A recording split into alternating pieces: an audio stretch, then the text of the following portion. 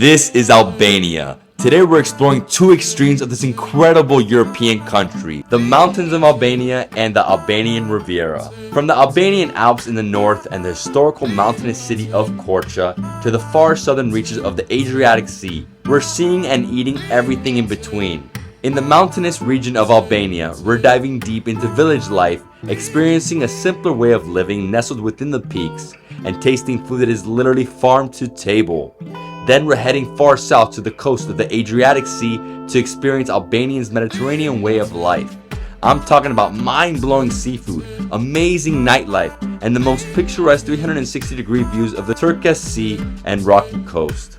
From the freshest crudo to mountains of mussels, the Albanian Riviera is a culinary gem as well as home to ancient ruins. And a trip to Albania is not complete without raki.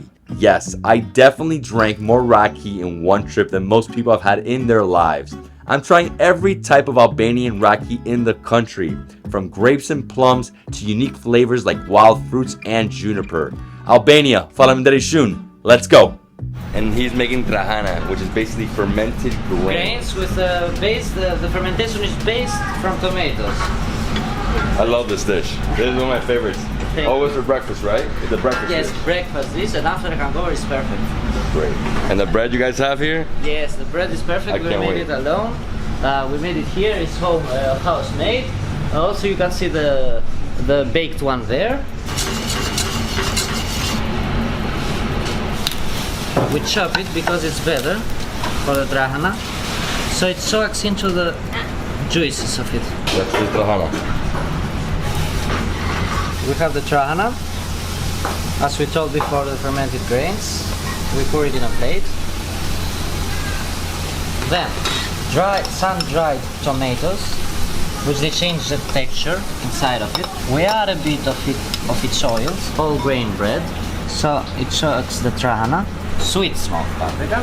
We have also butter, which is with smoked paprika, and it's nearly burnt butter, but it's not burnt. We pour it. Edible flowers always. And we are ready to serve with a side of goat cheese. Enjoy. Thank you very much. Dude, you're the best, bro. And this is our trahana. Beautiful. So we just saw how he made it, right? It's grains that are fermented with tomato, and then he adds some beautiful bread, some flowers, some seeds. On the side we have some goat cheese, the best. This is very similar to feta. And right here we have an orange juice, pure.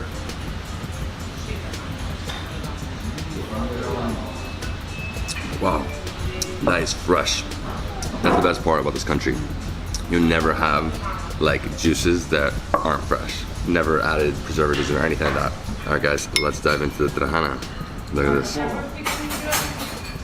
Let's do this.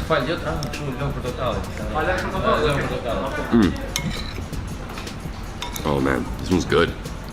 Wow. Very similar to grits. A little more watery. And the bread, I love it because it's very clumpy. It's perfect. I mean, they make the bread here. So the bread basically absorbs the trahana. I like the smokiness of the tomato. Wow. Get some flour here. So this was a dish that people would have, during the communism at the time, right? Yeah. Because it was very like poor. It's something you can make really fast. I think it's great though.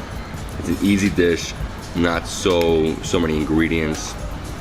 And goat cheese just makes everything better. It just adds way more flavor. Oh guys, I forgot to try this. Sun-dried tomato. The oil is burst. One incredible trahana. The best part about this dish is the view. Eating it here, incredible too. This one is like another level of delicious. So man, are you ready to explore Korça?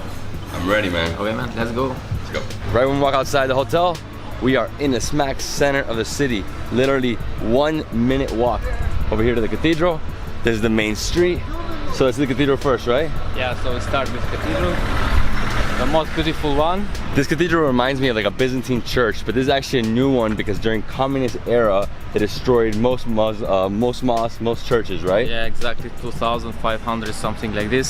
So they destroy all churches, mosques, Teke because we have another religion here called Bektashi religion. So they rebuilt this cathedral in the same place where was St. John Church. Nowadays this is the Cathedral of Gch, one of the most beautiful we have in Albania.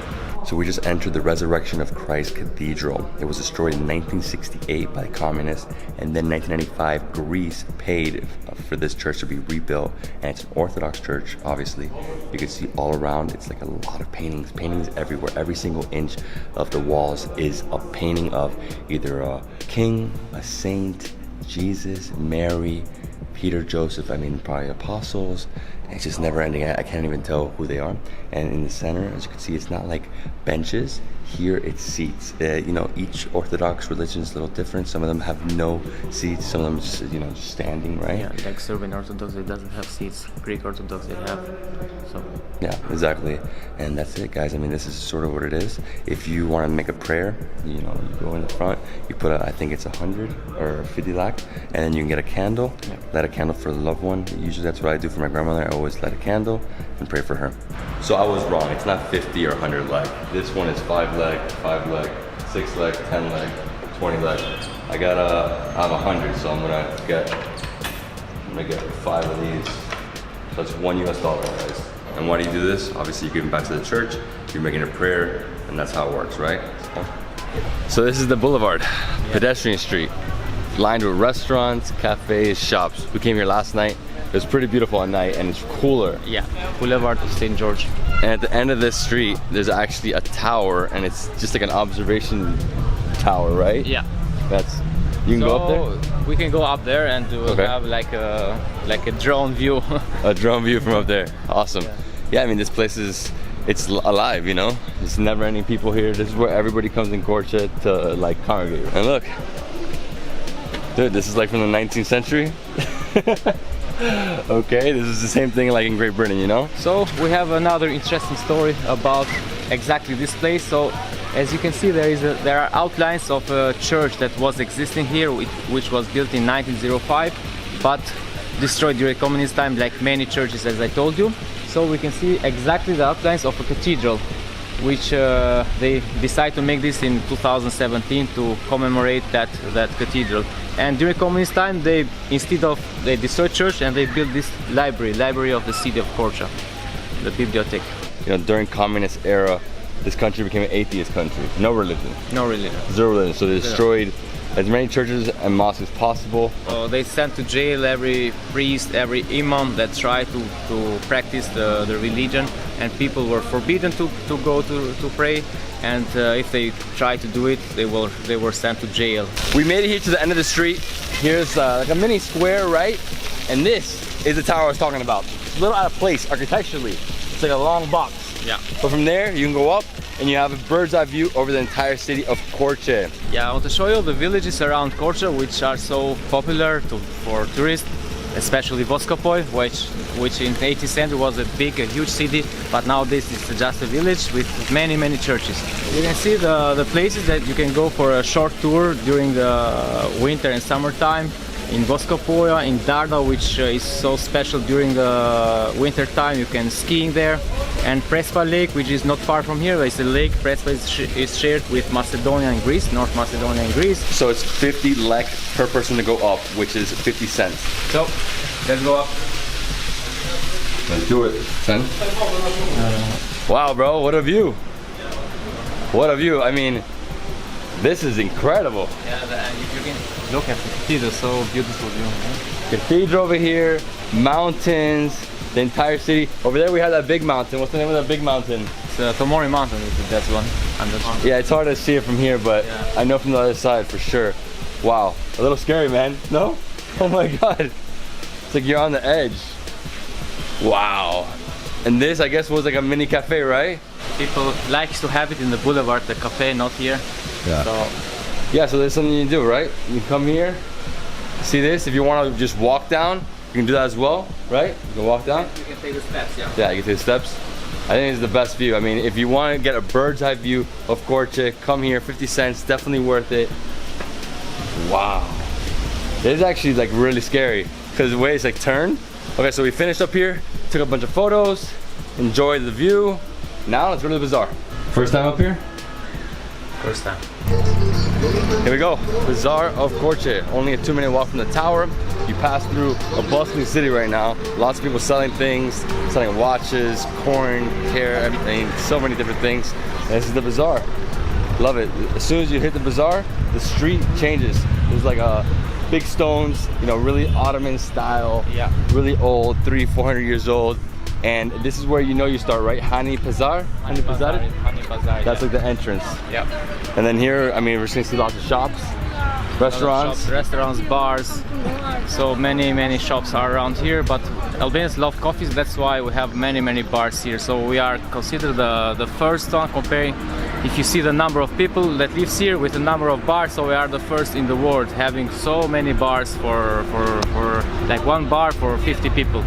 Our first stop here is Hani Bazar. This is like an old school guest house for the Ottoman army. Let's go inside and see it. As you can see, Hani Bazar nowadays works as a boutique hotel, but it was also used as an accommodation place during the Ottomans. So when they came from far away, so they accommodate themselves here. So they are keep using the same style, but of course nowadays it looks much nicer and the furniture is impressive.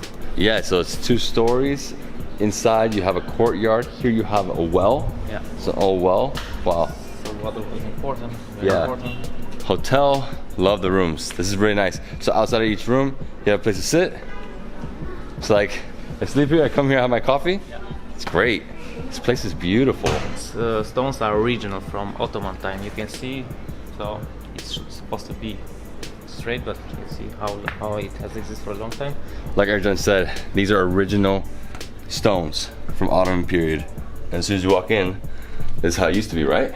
Obviously it's been restored, but this is super nice. I love this room.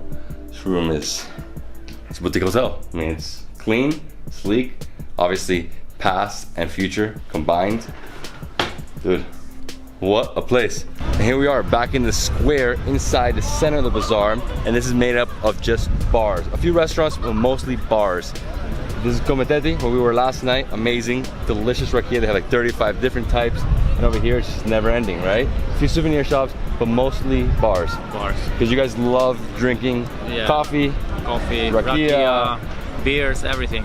So this city has the best raki and one of the best beer, Bira Korcha. The Korcha. So. Which is funny that I haven't tried it. I'm gonna try it today for sure. But yeah, so the way this place works is that you walk through here, keep walking, and it goes in a circle, right? Yeah. And you go back out. That's like the entrance and out. Architecture, they are saving architecture the same style as in the past. So that's the best thing of this bazaar. So you can see the houses, 2-floor houses, the windows, small windows, the perfect. Yeah, and no one lives here, right? These are mostly like they're using for business. For business. Yeah. Okay, yeah. Because Kometeti, we went there yesterday, and that was somebody's old house, but they converted that into a bar, and upstairs there's like more seating area, bathroom, etc. So I guess let's go buy some stuff. I want to buy something for my kids and maybe have a little rakia. Maybe? No. You're good? No, I'm gonna have my rakia. I'll buy my kids some presents. Okay. We are having a coffee first. Coca-Cola. What do you want to drink? Coffee? Doppio Express. This is very relaxing. Sit down at any of these cafes, get a coffee, people watch. Most people are sitting facing the square, obviously, unless they're in a group. But yeah, that's what you do here. That's some strong coffee. Like a Turkish coffee, my God.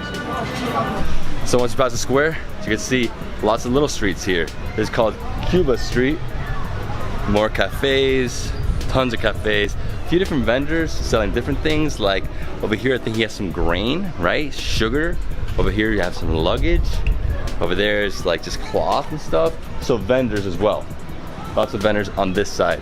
And over here, this entire street is closed. Wow, I guess they're remodeling, right? Okay, so I entered this souvenir shop to see if I can find anything for my girls. I'm really looking for something unique, Albanian. I don't know, do you have anything for kids? What is that? This is a bell. There's a bell you put on the door? Okay. Thank you, Fermenderi.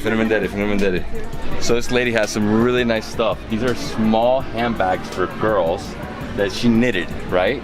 She knit these. I like this pink one. Can I see this one? This one? So you made it. You made it. Yeah? Oui. Oui. Let me see. Can I see what else you have in here? Yeah. Hello. Okay, fantastic. Okay, so I like that one. I take this for my daughter. Do you have another one blue? Blue? No. No? No. If you can stay here for maybe 2 hours, we can do. You can make it? Yeah. Alright guys, so I bought this one for my daughter. She's gonna love it. She loves pink. And they don't have another one for my youngest, so she's gonna knit one for me right now. It takes 2 hours, so I'll come back here and pick it up. So it costs $1,000 each, so roughly $10 US. I think it's a great gift for my kids. They're gonna love it. It's handmade here in Albania. Thank you. Thank you. I'll see you in 2 hours. Faleminderit. And this shop is right here at the entrance to the square. You have like 4 shops, and this is it. Great. So that was the Bazaar of Gch, over 400 years old. Really traditional, authentic. I love it. You can walk through, you can have a drink, have a coffee, buy some souvenirs. Best time to go is in the morning, like we did, you know, before 11, and after 6, yeah, like after around 6. Yeah, when it's sunset time, it's perfect, right? Perfect, yeah. Yeah, so it's cooler. You can enjoy a great coffee and the rakia. And the rakia, always the rakia. Yeah, we are promoting it a lot. Ready for dinner? Yep. Where are we? So we are in the center of Gch. Now we are going to our dinner in a very good place, special dinner. So let's go and try. And tonight we're also gonna try their famous beer, Gch beer. Gch beer. It's dark beer, right? Dark. A dark blonde beer, so you can choose. And this is where we're having dinner tonight. It's an Albanian villa. It's called Kofel. David, you're gonna love it. As soon as you enter this restaurant, it's like a beautiful terrace with lots of tables, got some umbrellas, and then if you see, going up to the entrance of the house, they have like different plants, lots of trees. I mean, it sort of feels like from outside it's abandoned, but as soon as you walk in, you notice that that's not the case. I mean, this place is beautiful. He's saying the food here is absolutely incredible. We're gonna try maybe some alcohol, some good food. David, this is the special rakia of the house. Let's see how it tastes. It's like Jägermeister. Oh yeah? Yeah, it's a bit sweet, but it's lighter than we have tried so far. So I think this can be drinks so easy. That's perfect. My boy's saying it's very sweet and light and tastes like Jägermeister. The same fruit, whatever they use. It's like whatever they're using, same thing. Oh yeah, it's nice, it's smooth, it's easy. Wow, that's not rakia. Next up, we're trying the house wine, but it's a reserve. This looks really good. Quante anni ha queste? Quasi 4 anni. 4 anni, so 4 years, this one. Gazor. Bizar, bro.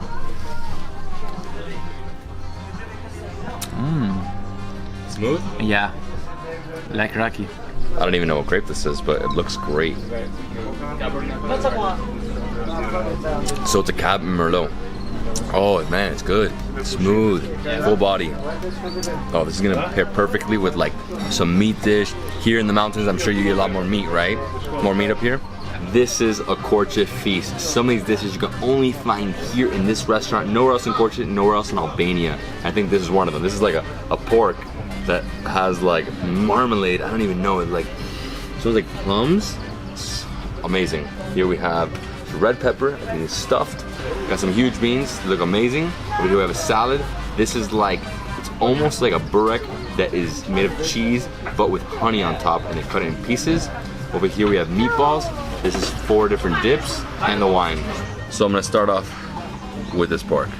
This pork looks absolutely amazing. The color is straight up purple. Wow.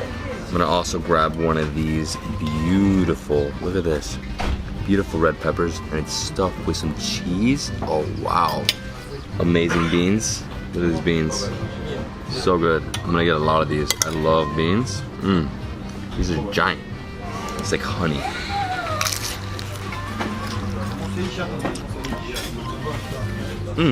This is amazing. Just straight up cheese burek that is dipped in honey. Wow. This is the best. Dip it in some more honey. Phenomenal. I think I'm just gonna try the pork. Straight up, it looks so rich. This is like the most delicious pork of all time. It's almost like a marmalade, a plum, and it's sweet. So sweet.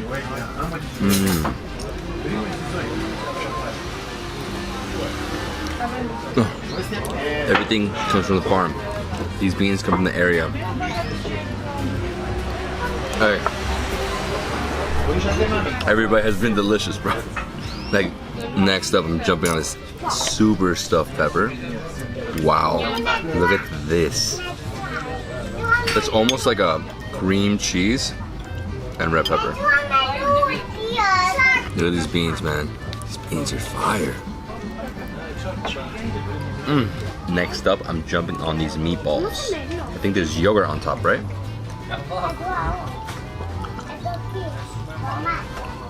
There's herbs in here. It's juicy. Love the creaminess with the yogurt.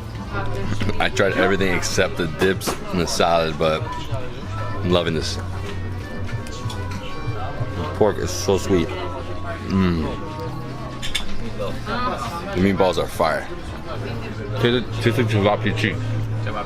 Similar spices, grill. Dude, we haven't even tried the salad.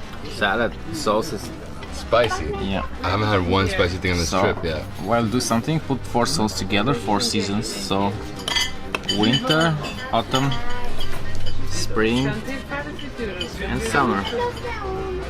Let's try. I'm gonna do what Erjan said. Try the 4 seasons.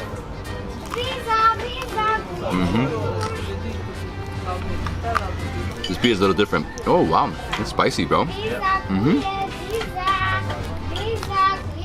The spicy one. So I think it's like a super hot pepper. My man, are you done? Yeah, we have eaten a lot today, so the food was very delicious. And we had 7 plates, very, very tasty. Thank you. Amazing dinner. Okay. Thank you so much. The owner's too nice. He gave me a gift. His delicious raki. It's a baked raki. Yeah, it's called baked raki. So now we are going to the bazaar and taste some raki. So it's the best place, which is called Komiteti. So you've tried in Tirana. Here is something different. Yeah, in Tirana I went to this place, Kometi. It's like a Komiteti. It's like a bar, cafe, raki bar. Raki bar. And I did a flight of raki. I did like 8 rakis. They had some super, super strong ones, a spicy one, but then also some sweet ones. This is the center of the old bazaar. It used to be bazaar, but now it's like an open square. Yeah. All the buildings are different bars. That is it. And you're saying that each one has different rakis. Exactly. Each one has different raki, different style of serving raki. Okay. So different kind of saying like cheers to the raki. So it's this place is amazing. And it's you can packed. see, and it's full of people now. So It's people packed. cheering here. So we have a rule here. They have a rule here. To understand it, you have to take this one and go upstairs. So I have a marker. Yeah, that's smart. So I'm gonna have to do graffiti up there. Let's check. This place is like a cafe museum. Oh, this is cool. Yes, yes. Oh, that's a nicer toilet than the one in Roshnik, man. It's a raki. Oh my god, it's a toilet in the rakia, like the distillation. That is awesome, man. Oh man. Doesn't smell that good in here. Alright, right. Oh my god, it doesn't fit. It's hard. It's hard in here. Yeah. This is great, bro. This is so cool. How do you guys make this? It's insane. Yeah. So this place is a museum, right? Old building. You have plates. They have so many different things from different eras. That is, you know, ethno, right? And then over here, that you just go over here and chill out. Nice area. This is for the health of Albanians. Yes.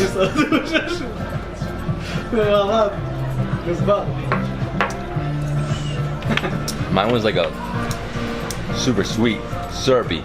Mine was super sour. Super sour? Yeah. Okay. But taste. Next one.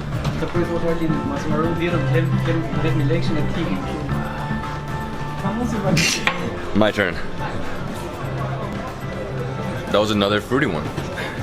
It's good though. Okay, my friend, let's do another one.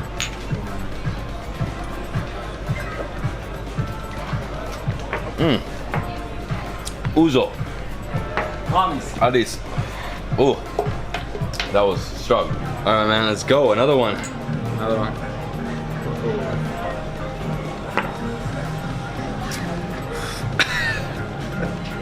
This is a spicy one.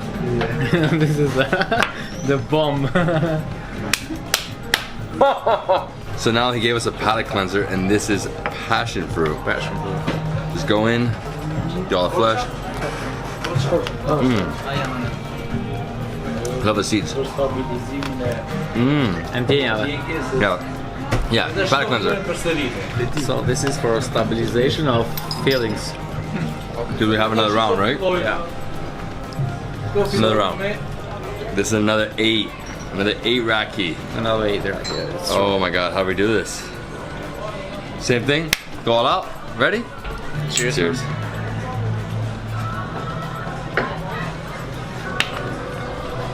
That was easier. Yeah, always the first ones are easier. Have you noticed that? Well, he said to go from here to here. Yeah. It's a flight. Usually it's the lowest alcohol Yeah. to the hardest. Yeah. I'm not getting the last one. That's you. So I'm taking this one. You don't like the colored drinks? I love the colored drinks. They're the I know. best. Gazur, Gazur. Bizar.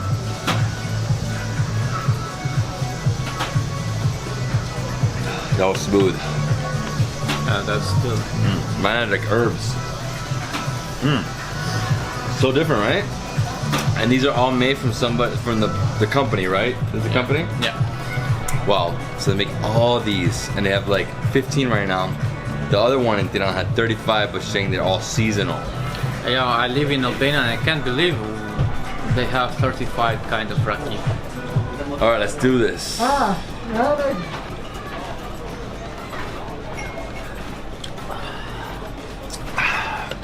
Just like fruity, flavorful, strong. Yeah, getting Strong. Getting stronger. The end's always strong, and you feel it burning. It feels good. Yeah, it feels good. It gives you like a wish to live more. So this is the last one. The last one. So we had 8 each. We had our own flights each. 8 Yeah. each. not bad. 16 together. Looks more. It feels more. This is Oh, what is that? Rose water, rose right? water, yeah. Oh, it's an amazing palate cleanser. This is awesome. So you have a flight, palate cleanser, another flight, palate cleanser. Yeah. So you don't get drunk. My friend here doesn't want to stop giving us raki. He has so many rakias. So many. We already tried 8 each, so 16, 2 flights. And then, So we have 16 raki in our face.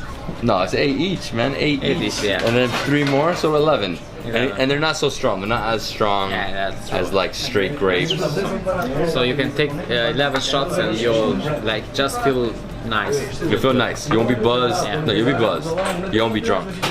Yeah. Ready? Okay. Let's start. Let's just go. You start with this one. I start with this one? Okay. I start with this one. Okay. Cheers. Gazur, Gazur.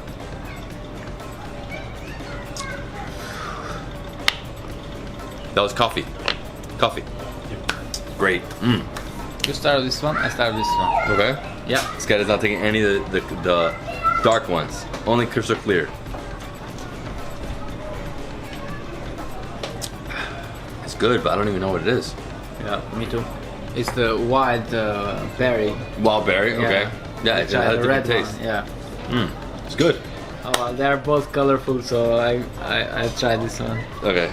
It looks sweet, like sweet.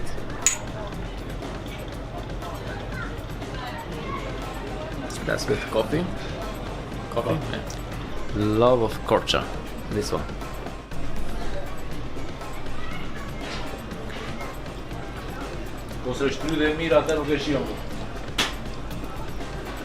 Oh man, that's super tasty.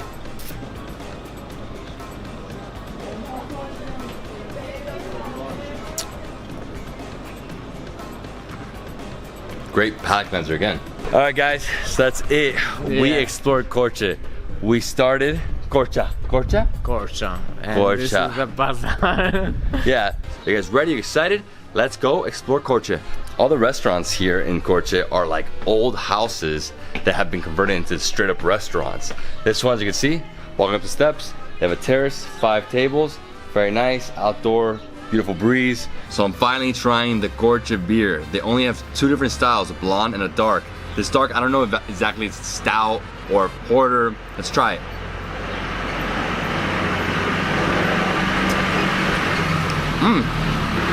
It's nice. Nice dark beer. It's actually really chilled. It's perfect. I'm a little bit of a beer snob. I love craft beer.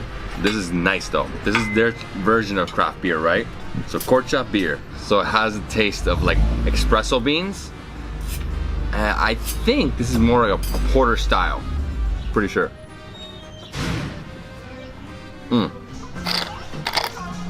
Alright guys, so we're gonna start off with a delicious soup. What is this, like pumpkin or something, right? This soup is egg yolk, lemon, pepper, and some noodles, right? Let's try it. And butter. It's nice. It's light. I love the little noodles. Super tiny. I think this is my first soup in Albania actually. I think we've been eating so much like vegetables, but this is the first soup. Oh wow, look at the food.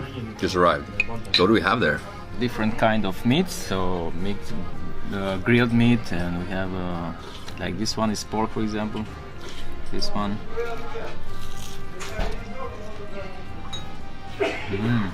That's really so good. This pork rib actually was soaked with the beer. Beer, yeah. The beer, the Gch beer. So basically it was sitting in the Gch beer, they baked in the Gch beer, and then they grilled it just to give it a little heat, right? First bite.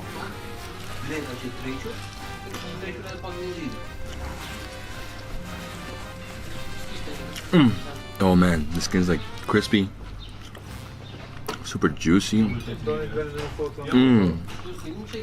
Oh my god. This is probably one of my top ribs of all time. The flesh just falls off the bone. So in our mixed platter, we have a few different things, right? So we have, this is more pork, right? This is grilled pork. This is another pork that's marinated with something, and it looks really like honey-ish. Then we also have some delicious beans, potatoes, red peppers, grilled cucumbers, and eggplant. The eggplant looks phenomenal. So I'm gonna jump on the eggplant first. Fresh, man, super fresh. And this is the grilled pork.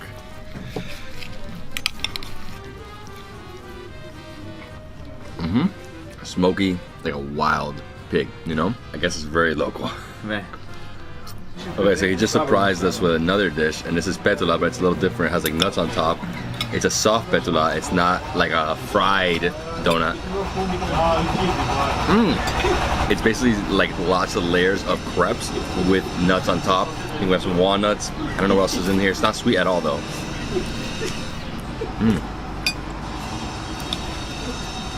It's a little bitter, but it's good. All right, I'm gonna mix the grilled pork with the petula. That was basically our lunch. We had a mixed variety of beef with pork and vegetables. Also with the beer. We're gonna go to the brewery later, so let's only drink one beer here. One beer.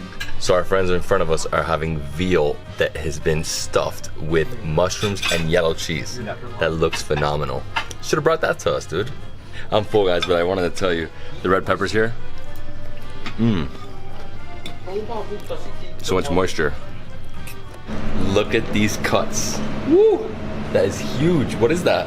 So right here we have sirloin steak, and this is actually aged here between 30 days and you said 300 to 300 days, so almost a year. Yeah. Aging here. Wow.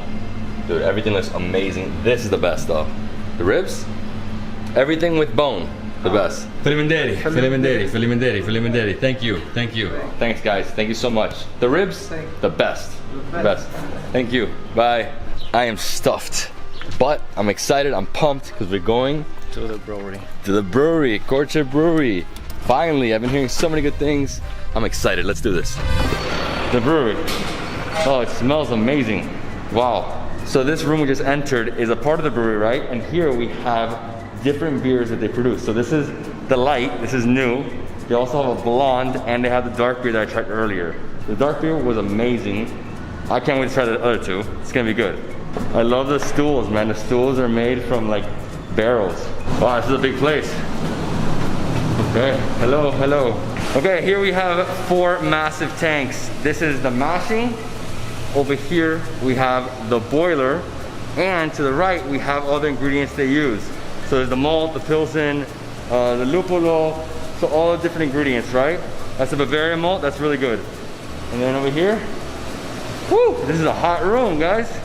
Big breweries, this is how they do it. You know, they have everything set. They have the formula, and it just runs. You know, it's mashing, boiling, everything works together. Super easy compared to like smaller breweries where people are just like cleaning out tanks all day. You know, smaller is different. 10 million liters of beer every year. 10 million. Dude, what are we going through? Crazy. This is like a darkest room ever. Oh, we're going to the bottle and I can hear something. Okay guys, so we're here in the filtration room, and as you can see, they have this huge system. The beer is ready, it gets filtered, and this is it. He just poured 2 beers for us. We're drinking it right here. Bizar, Bizar. Oh wow, so refreshing. Do the light beer, it's fire.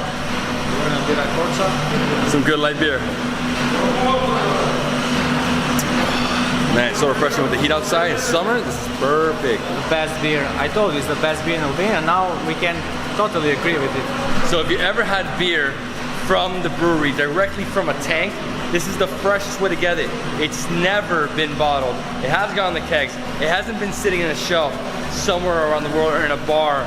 It's straight from the tanks. Amazing. Hey, Gazor, Gazor. Next up, I think we're gonna see how they bottle and how they keg the beers. Oh, what a crazy experience. This is so unique. And this is not a tour anybody can do. Only VIPs. Like I said, they produce like 10 million liters of beer every year. Right over here, they're canning. So this is their canning line. It is a massive line.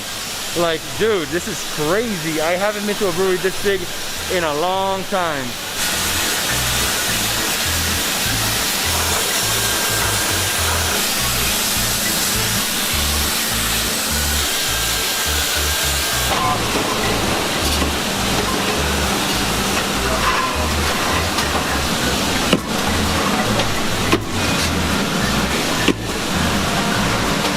What a production facility, huh? So that was the canning. They also do the kegging over here on this side. As you can see, tons and tons of kegs, never-ending kegs. The amount of beer just sitting here is like $1 billion in beer. All right, guys, now we're going to the beer garden. We're gonna drink some delicious beer, 3 different beers, the light, the blonde, and the dark, directly from the brewery. Is gonna be the best experience. The best. I mean, the whole experience right now was awesome, and this is private tour. Yeah. You can't do this as a tourist. You can only come here to the garden and drink. And this is the bar in the garden, as you can see. Never-ending mugs. I love these mugs. Really, really cool. It says Coret Brewery. And what we have here on tap is the blonde. The dark is only bottled, right? So we're gonna try some. I love this beer garden. It feels like I'm in Germany, somewhere in Munich. So many different beer gardens out there. God, this is amazing. Look at this. We should come here. There is a 1-week beer fest which is organized here in Korça, and that's amazing nights. You know, everybody comes there, all Albanians, all the tourists that are around here. So we enjoy a lot. 1-week beer party. So we're trying the blonde and the dark. The reason we're not trying the light is the guy was like, it's a little too light, too little alcohol. So we're doing these. Same thing I tried earlier, right? Fantastic beer for the summer, cools you down. Not too alcoholic, not too filling. This is the bad boy right here, the dark. I love it. Espresso beans, darkness. I feel like it's like a porter. It could be like a brown, but they call it just dark. Fresh, same as we tried it inside. It's been a while since I've drank beer. I've been drinking a lot of rakia, a lot of wine.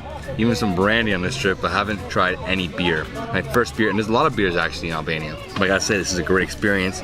Coming with your family, you know, I have lots of kids here, families are having some beer, obviously, and good food. Gazor, Bizar.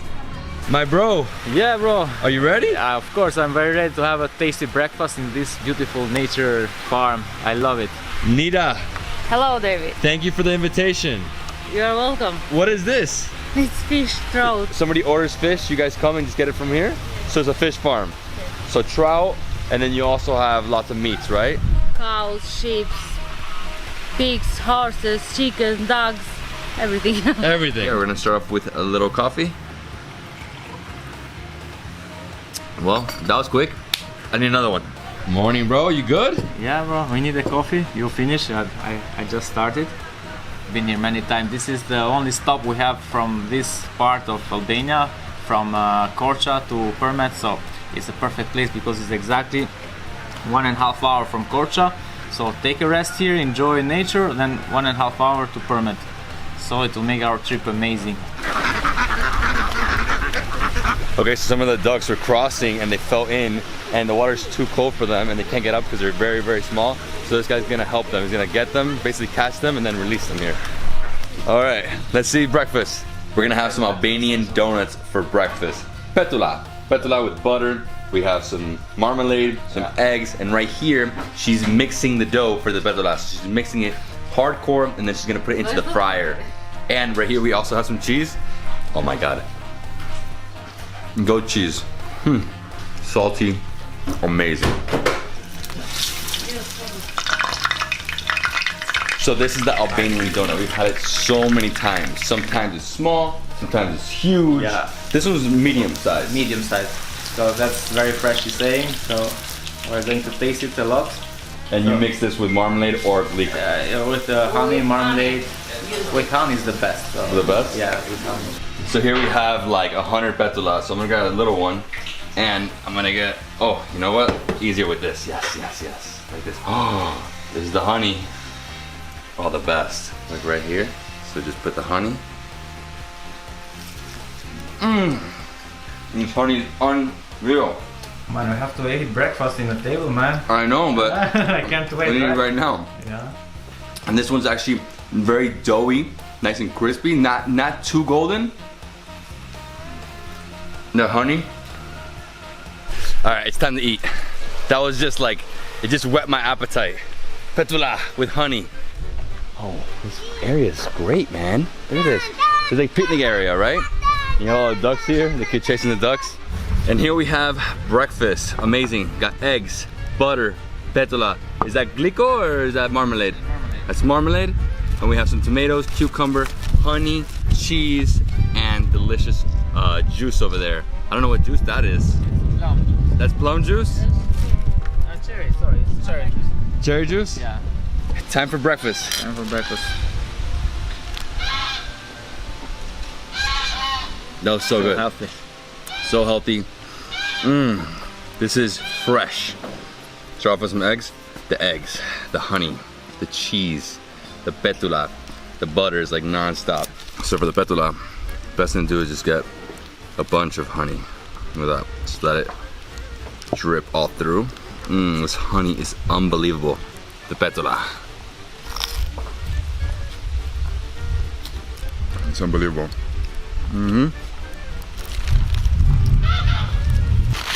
It's sweet, it's a little thick, and here we have the honeycomb. That's the best part. That.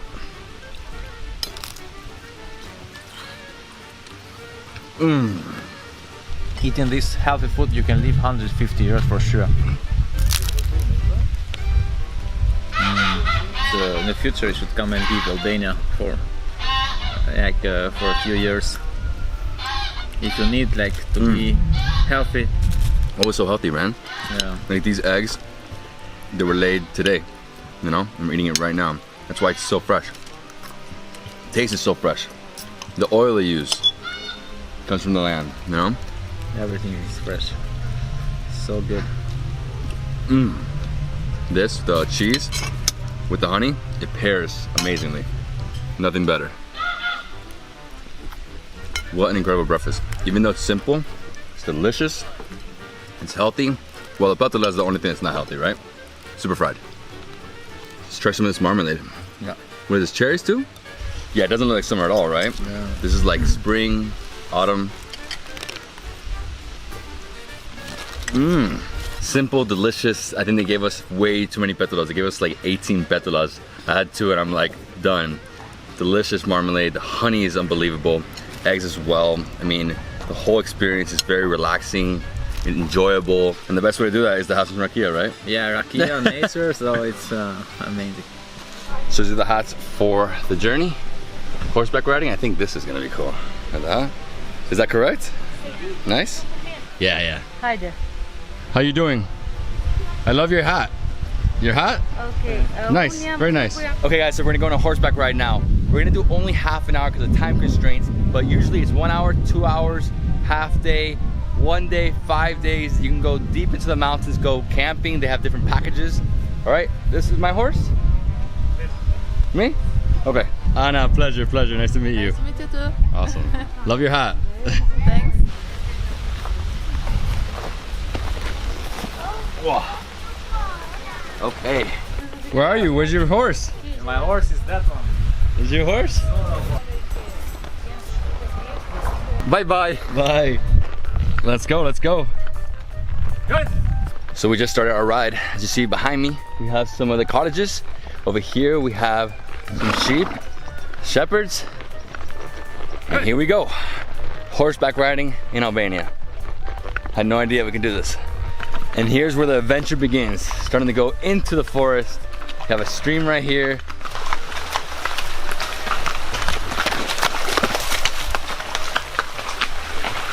"10 minutes into the ride." It's pretty moderate. Going slowly uphill. Going through the forest now. One thing I say, there's a bunch of bugs. So, it's gotta be like squatting them. Woo! There's the wilderness, dude. In the mountains, in the ancient land of blood and honey. Hey, you look really Albanian with that hat, man. Yeah, because I'm Albanian and I wanted you to be Albanian. You look like a Zorro. How do you ride a horse? Very easy. Hold this, you direct the horse, right? And you kick, and they keep going.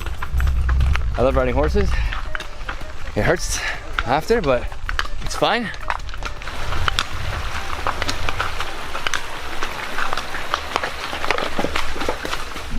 So we just did 15 minutes and that's it. We have to turn around now and go back. But great experience so far. Love the stream right here. You hear that? Nature. Ercan's having a lot of trouble with his horse. His horse keeps getting stuck. Woo! My horse is picking up some speed. Whoa. Let's go. Exciting now, they are going back. Yeah, they're excited. Yeah, because the horse knows he's going back, so he's super excited. He's like trying to get there faster. Doon. Thing is that if you've ever been on a horse when it goes really fast, man, it's hard and you gotta be really careful, obviously. It's dangerous, not so easy. This horse is way too excited to get home. Oh. Slow down, buddy, slow down. Woo! Woo! The past 2 minutes, this horse flew straight to where we got on the horse. Oh, mine flew. Yeah. He didn't stop, man. That was amazing. That was great. What an experience. Only 30 minutes. I highly recommend an hour, 2 hours, that'd be great. Remember, when you get off the horse, always come this way and back out. Never go behind the horse, never. You did it. Yeah, we did it. We did it.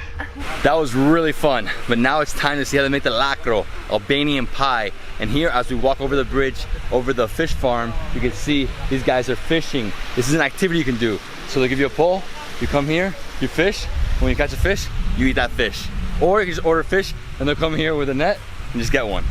Now we're gonna see how they make some lamb satch. First, let's see the butcher. Butcher's right here. Okay, here we go. Let's cut up some lamb.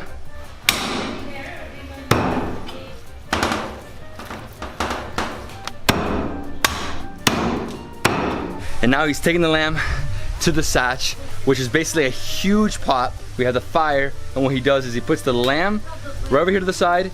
He gets the ashes, right? All the ashes, he puts it under, and that's how it cooks. So how long is it gonna be ready? Like an hour? 2 hours. 2 hours to be ready. Okay, I have to wait 2 hours. I need to try this. And right here, this lady is rolling out the dough for the lacroix. As you can see, super flat dough. I mean, she just keeps going hardcore at it. It is paper thin, super tiny. Oh man, what an experience here. Incredible. You got a fire, you have the dough, you have the lamb, and fish. And now we're gonna catch a fish. Okay. So my friend here just went in there with the net and just was going crazy, just diving deep. And he finally pulled one out, and we're gonna cook a fish. So cooking fish, making lamb, making lacroix. Lacroix. So what else? I mean, this is like a long breakfast. Long breakfast. But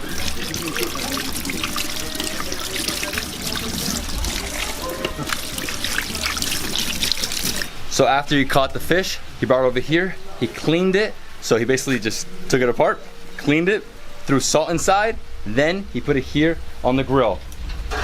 5 minutes later, it's ready to eat. Super fresh, super tasty, all natural. Dude, can't get better than this. Getting a fish from the farm and then eating it right after? yeah. What else do you want more? So fresh. While we wait for the fish, the crow, and the lamb to cook, we're gonna go check out the farm. We're gonna see where the cows are, the veal, and we're gonna see one of the cottages. This area is helping a lot of people around, so they buy. They have almost everything here, 90%, but they also buy some if they need more, because many tourists come. They buy milk, they buy cheese, but most of it is produced in that farm. So they keep the cows inside because there are some wild animals like wolf, like fox, anything, deer. So for that reason, during the night time, they should keep the animals, domestic animals, inside this area. Duck. Looks like they are mixed with turkey. You can see the head is like turkey and the body is like duck. Rosa Ghinese.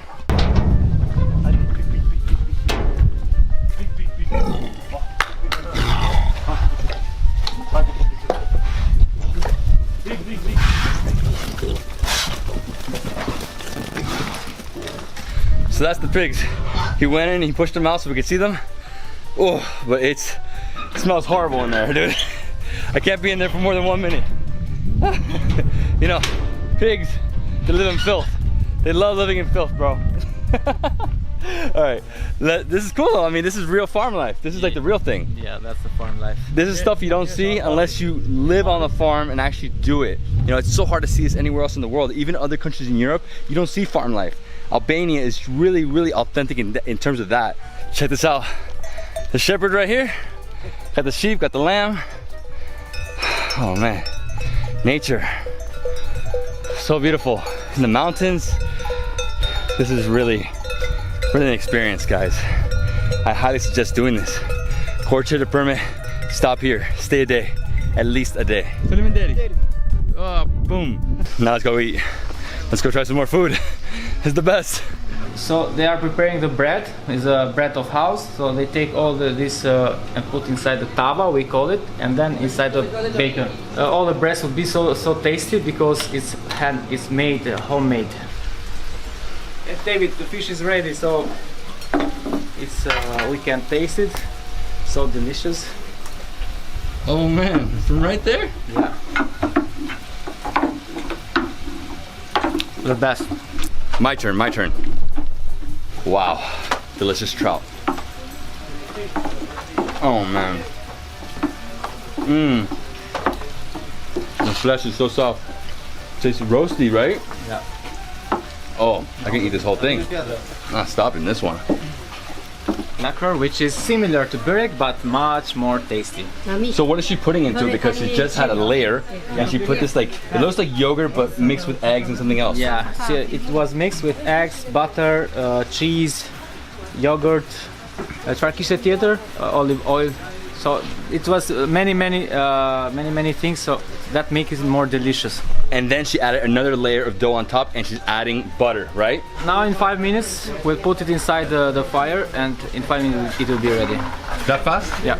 Okay, so they put it down, then he heated up the top, put it on top, put a weight on it, and now he's getting the ashes, he's gonna put them under, and then 5 minutes later, it's cooked. So he'll put some more ashes on top of it.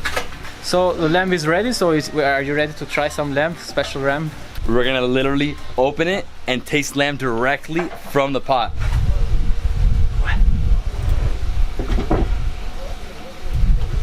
Amazing. Delicious. Alright, my turn to try the lamb. I can't even believe this. Trying the lamb directly from the pot is crazy. It's still really hot. Oh man. Mmm. These little ribs, look, little tiny ribs. So juicy. The amount of fat here is delicious.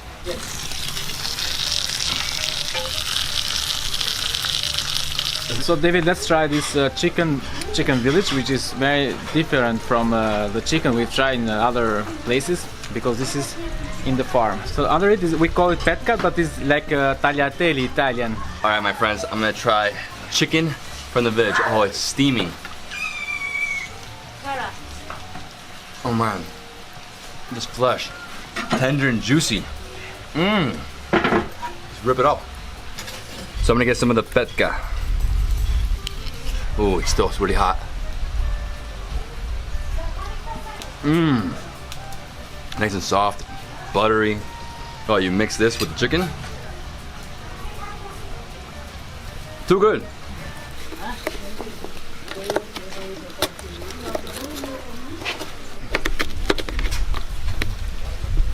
Chumostar. It's very hot. So I'm gonna start off by trying the Chumostar. Chumostar, milky pie. Chumor means milk, right?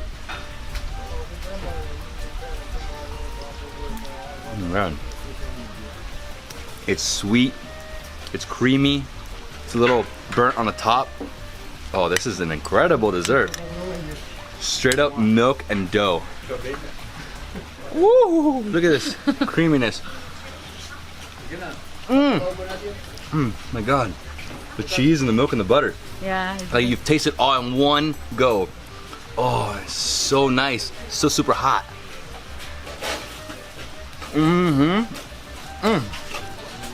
So basically, it's like the best burek of all time because it has sweetness, has creaminess, a little burnt.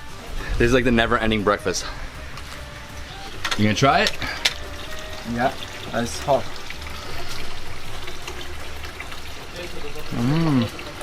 You are right. Very delicious. I'm not a fan of burek, but I really like. Guzor, thank you. Nice to meet you. Falamenderi, falamenderi, falamenderi, falamenderi, falamenderi. Oh, it's the best, the best. Falamenderi. Oh, thank you so much. It was. You're welcome. This is like so good. It was a pleasure. So good. Thank you. Amazing experience.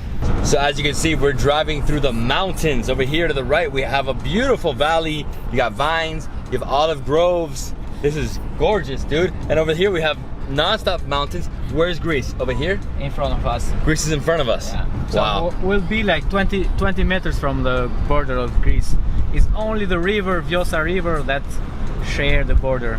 Oh yeah? Yeah. If you cross the river, you're in Greece? So we are approximately 50 meters from the Greece border, Greece land.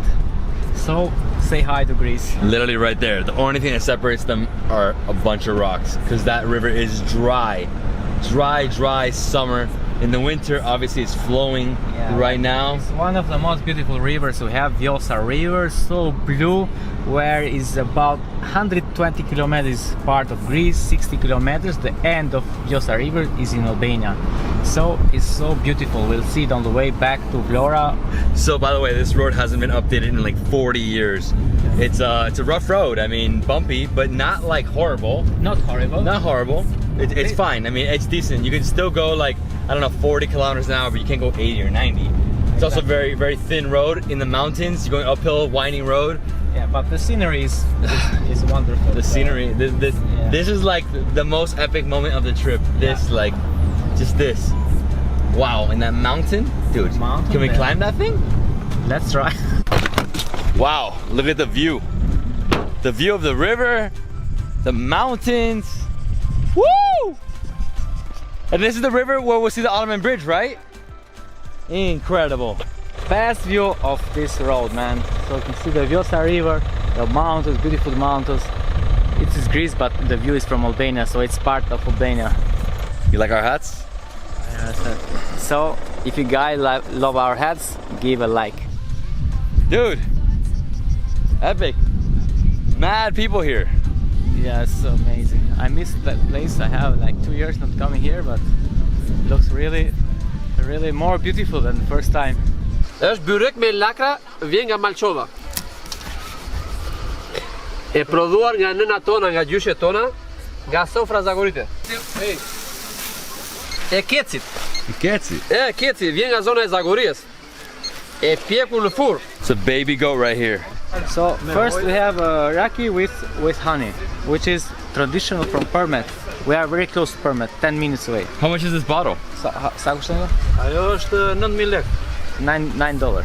So this is part of Slow Food Permet Organization that for the food organization. Alright guys, this is the bridge. Unfortunately, there's like a concert being performed right on the water.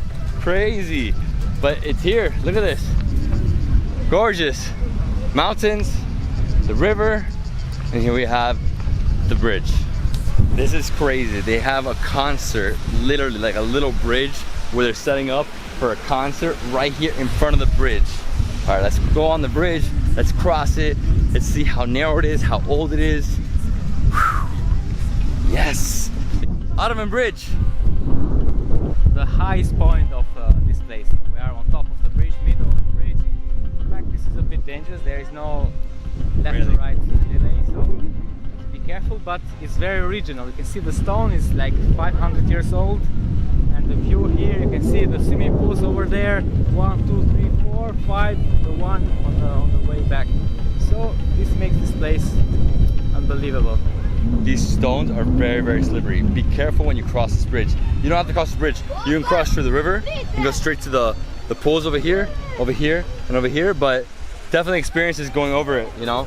This is really ancient, not ancient, but medieval times, basically. Medieval time, yeah. And I really wish I had my trousers, my bathing suit. But this is it. Incredible. Beautiful thermal baths. Woo! No. What are you doing? No! Amazing place. Are you from Albania? Yeah, Yeah, where? I'm from Trana. Tirana. And you drove here for this? Yeah.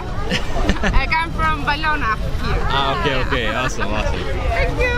And this is it, guys. People come here with their families, enjoy the hot springs, thermal baths. The sulfur, you can smell it. It's amazing. Hey, the water is cold. It's nice. I really want to enjoy it. During summer it's cold, during winter it's hot. Wow. That's the best thing. You know, thermal baths. Everybody here's with their family, enjoying summer. It's hot. The water's cold. In winter, like my friend said, it's winter, so it's freezing outside, and this is hot, and the steam comes out. But what you should do is come here. So get some of this amazing thermal water. Sulfur.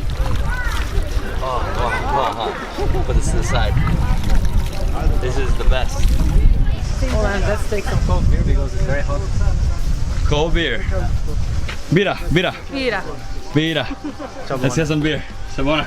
It's Elbar beer, the newest beer in Albania. One of the best. Let's try this. Oh, it's delicious. Yeah, it's very good. Especially in this heat. Woo. Refreshing. And I love it. This place is like a big barrel. It's a light beer. Yeah, very refreshing. Very, very fresh. Really very fresh. We just opened the big tank. So we're enjoying. Very cheap. $1. Yeah, $1. It's 4.1% alcohol. Yeah. It's nice. It's 0.33 liters. Yeah. Good. What do you have here? We have some desserts, walnut dessert. He has a watermelon glico, Yeah. a walnut glico. This is a fig glico. Yes, and orange. And orange. Orange glico, yeah. Oh my god, look at this. Take it for free for the photo that For you make. free? No, dude. No, take it. Oh, no. Take it. How much does it cost? How much do you charge? I charge it 250, but take it. 250, so $2.50 US. Yes. Amazing. Thank you, bro. Thank you. You're welcome. So this takes 30 days. I explained yesterday. So they have to change water every day of the Yes, nuts. in order because it's a bitter. Yeah, it's The walnut, you know the walnut, the green walnut. So it's green one. The green walnut. So we put it in the water and we remove it for 30 days. Thank you. Hey, welcome. Thank you very much for being here. Thank you. It's being here the best. nobody else. We made it to Permet. Besides the sea, they have everything. All right, so we made it here to Permet. Woo! And we came here to a house that does Glico. So it's somebody's house. So they welcome people, they give like some Glico tasting, degustation and raki, so it's special, so you can enjoy in a traditional house. Savone.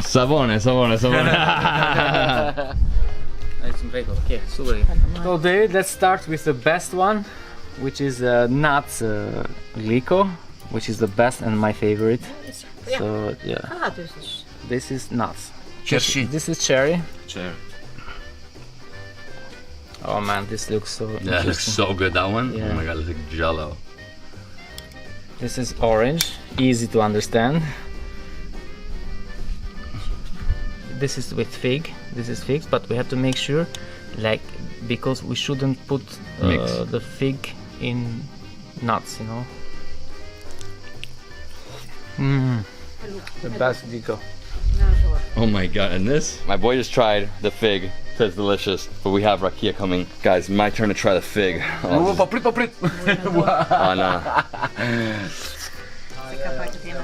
no. Oh my gosh. It's like crystallized. Oh wow. Glico with ragi is the best combination.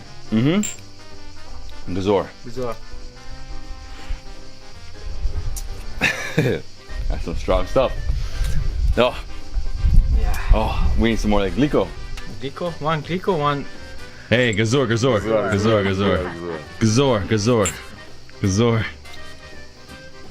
Oh wow. She Gazored with us. Okay, so. In Permet, not only men's drinks, so also. Also the women? Women. So she's one of the strong women that is like a, how is it, the pride of Albania.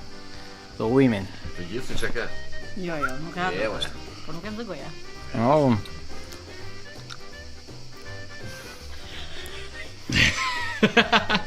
It's good, right? Yummy. Alright guys, so this is the watermelon. Whoa, it's like dripping hardcore. It's usually very just moist, full of water. This one's thick and rich and sugary. You know, I never had fruit like this. It's like, it's almost like it's fermented, full of sugar, really marmalade. I don't know, it's hard to explain what it is, but it's the fruit, it's the full fruit. When it is green, so it's still, so it's not ripe, it's not ripe. Yeah, no, yeah, exactly. So you love the watermelon when it is like ready to eat, and trying it in another way is like you can never try somewhere else except here in Permet. Okay, let's try nuts.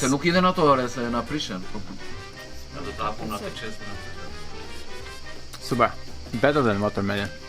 Okay. This is my favorite. This is my favorite. Questo è migliore. So packed with flavor, right? You get the nut, the seed. Yeah, everything inside. Yeah, because usually you have the nut and like the seed, and it's like super, super hard. This is like soft and it's delicious, mouth-watering. Orange. Now I'm confused. Which one is better? And this is orange. Wow. Look at this orange. It's literally the flesh and the skin of the orange.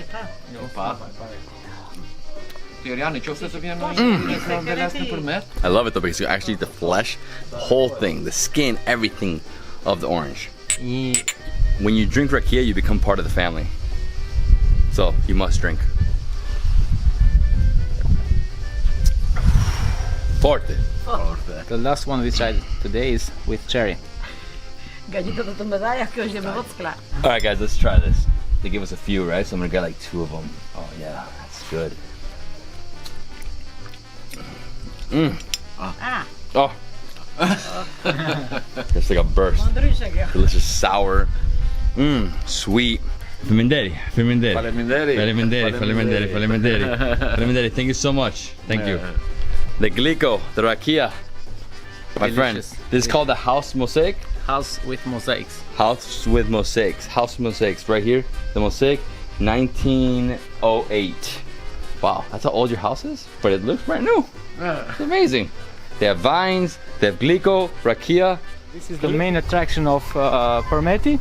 and from the archaeologists, they believe that these rocks exist here since 4th century. So I mean, they found some excavations from 4th century. So from the top, which is 42 meters high, we can see the best view of the city of Permet. Okay, so they have a staircase here. Woo! Steel staircase on the rock, thank God, because there's no other way to get up here. Oh man, it's tough. It's a tough hike. This reminds me of like Meteora in Greece. Very similar. So dude, there's ruins here. Alright guys, we made to the top of Permet, on the rock of Permet. What an incredible spot. We have the flag of Albania here. Incredible views over all the mountains, the valley, the river.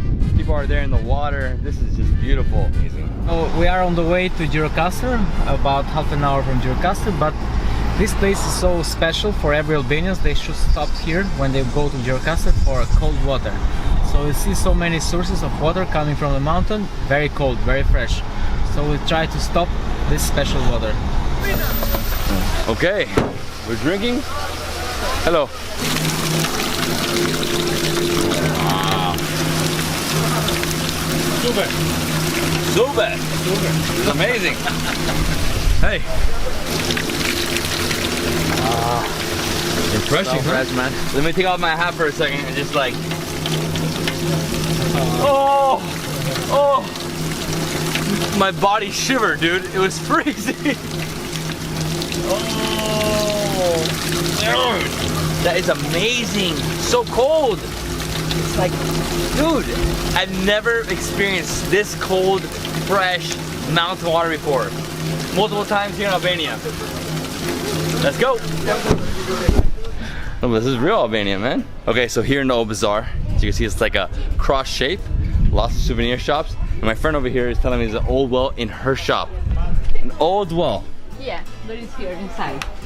What? What is that one? That's old well. Is about 400 years old. Is 17 meter deep and 8 or 9 meters of water. It depends in the season. We have found it only 3 years ago. My mom is working in this shop from the communist period, so it's like 30 something in years, 33, wow. 34 years. Nothing better happened to me. Woo! So 3 years ago, they redid this entire bazaar. They redid the floors, the buildings. I mean, everything looks brand new, but also original, how it used to be. Exactly. So they're keeping the same old style, but with a new floor, new facades, and everything now looks amazing. It looks more cleaner, more beautiful than it was before. So here, as you can see, we have a lot of souvenir shops because Gjirokastër has a lot of artists that produce wooden craft or stones. So they'll impress you. We'll see tomorrow. They'll impress you with their hard work and their talent. So we have to get in the car and go up to the top of the mountain. To the top of the mountain for the best view restaurant. Okay guys, we made it here to Hotel Korčula, up at the top of the mountain. Here we go. Ciao. Sabona. Malvina. Ready? Raki? Yeah. Let's go. We're having a feast tonight. We're gonna eat lots of different things. A lot of things that are traditional here, including lamb and a soup. And I don't know, lots of vegetables. Traditional pie. And what? Traditional pie. Pie? Yeah. Okay. So this raki is made from the house.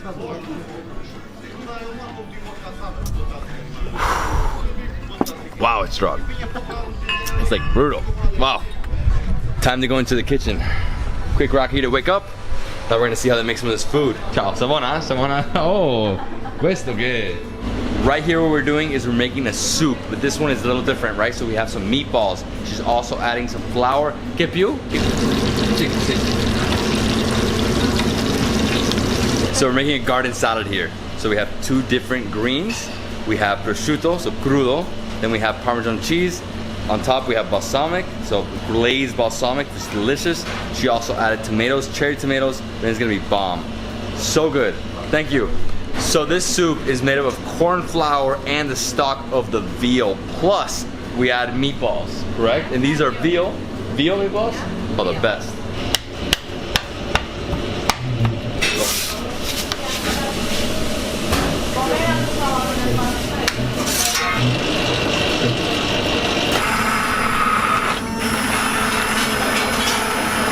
Over here we're making chifchi, which is basically rice and herbs, fritters, delicious.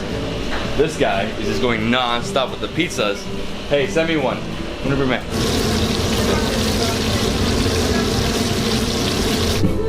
Okay guys, so we saw how they made tons of different things there. Man, the lamb being baked and then thrown into the forno, amazing. This is gonna be the best. This is gonna be such a great meal. We're telling me it's probably the best meal I've had in Albania. I don't know. Okay man, so we have the best dishes of Gjirokastra here, a lot of things, so let's enjoy. Alright guys, so we're starting with this amazing soup. I just saw how they made it. Delicious soup, so different. There's meatballs inside. These are, I think these are veal balls, right? Yep. And it's actually not super soupy. This is like more like yogurty, you know? It's a little thick. Oh my God. So tasty. The creaminess, the oil, a little bit of paprika on top, and then this delicious ball. This is phenomenal. So I think I'm gonna start with this guy. Look at this. This is the spinach pie. Okay, here we go.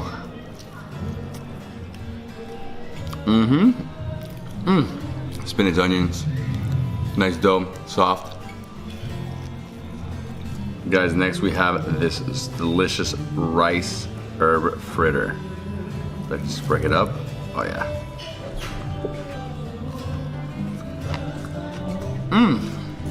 I love that you taste the land here. Super condensed rice. And right here we have the veal ball. Right? So it's veal with some herbs. I think this one deserves a little bit of this delicious shower sauce right on top. What delicious fritter.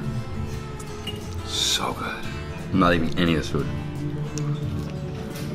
This is like a pie, but it has different veggies in it. Looks like red pepper, green pepper, onion, crispy. You know what the name of this one is? Okay, we're trying this burek. Different style, it's gonna be delicious.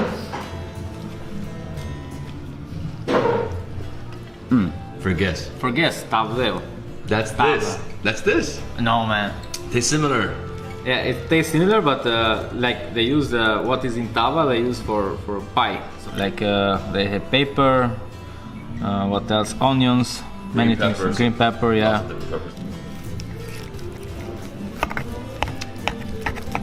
And we did it. We got to the lamb. Lamb, the best. It's incredible. I've never seen it done this way, where they put it from the oven and then they put it into basically the hot oven, which is the forno, right?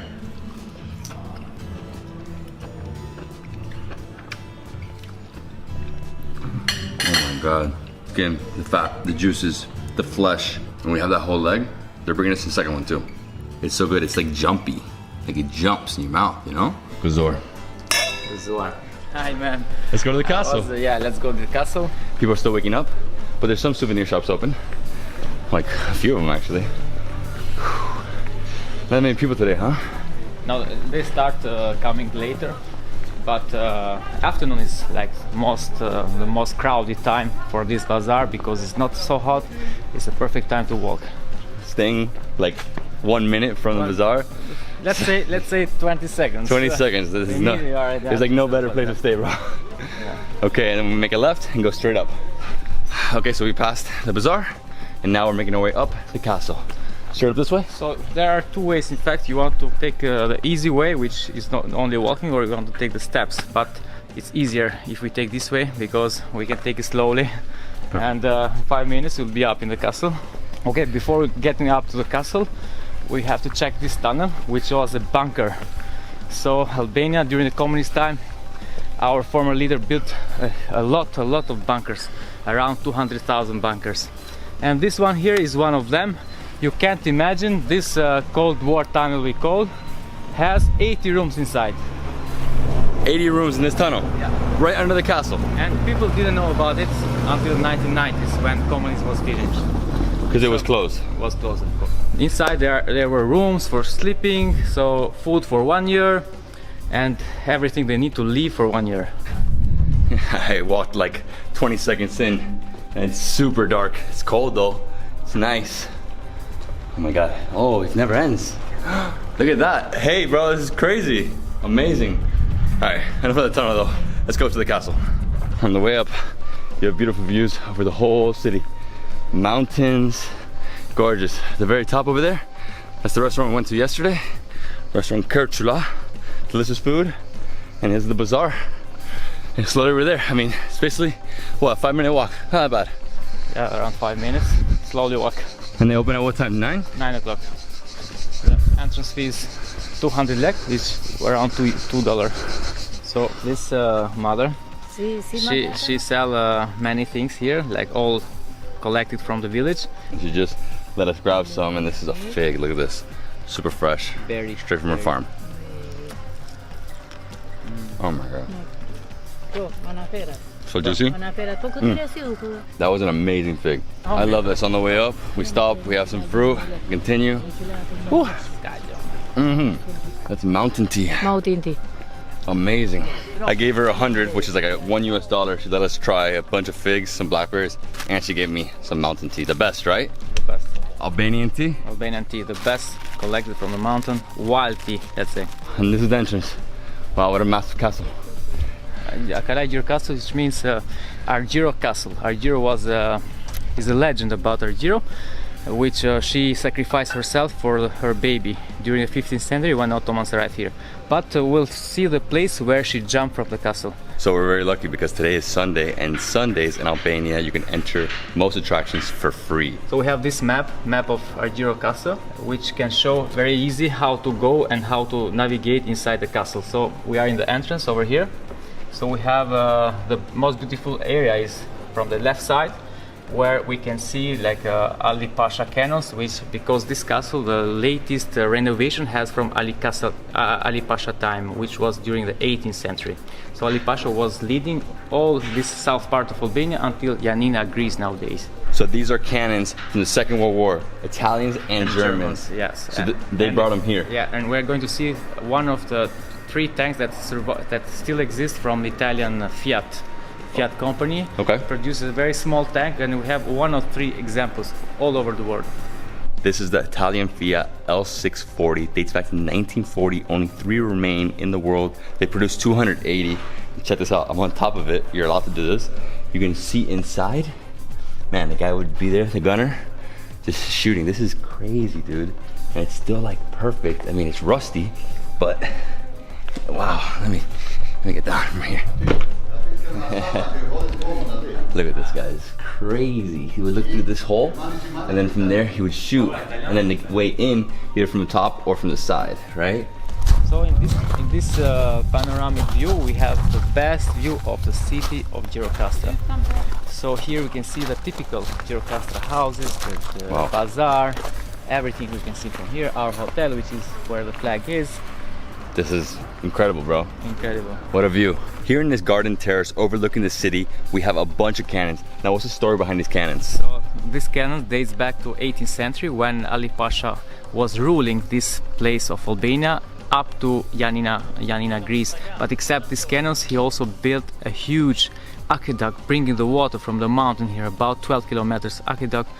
And so he made this castle a living place, a safe place to live for many years.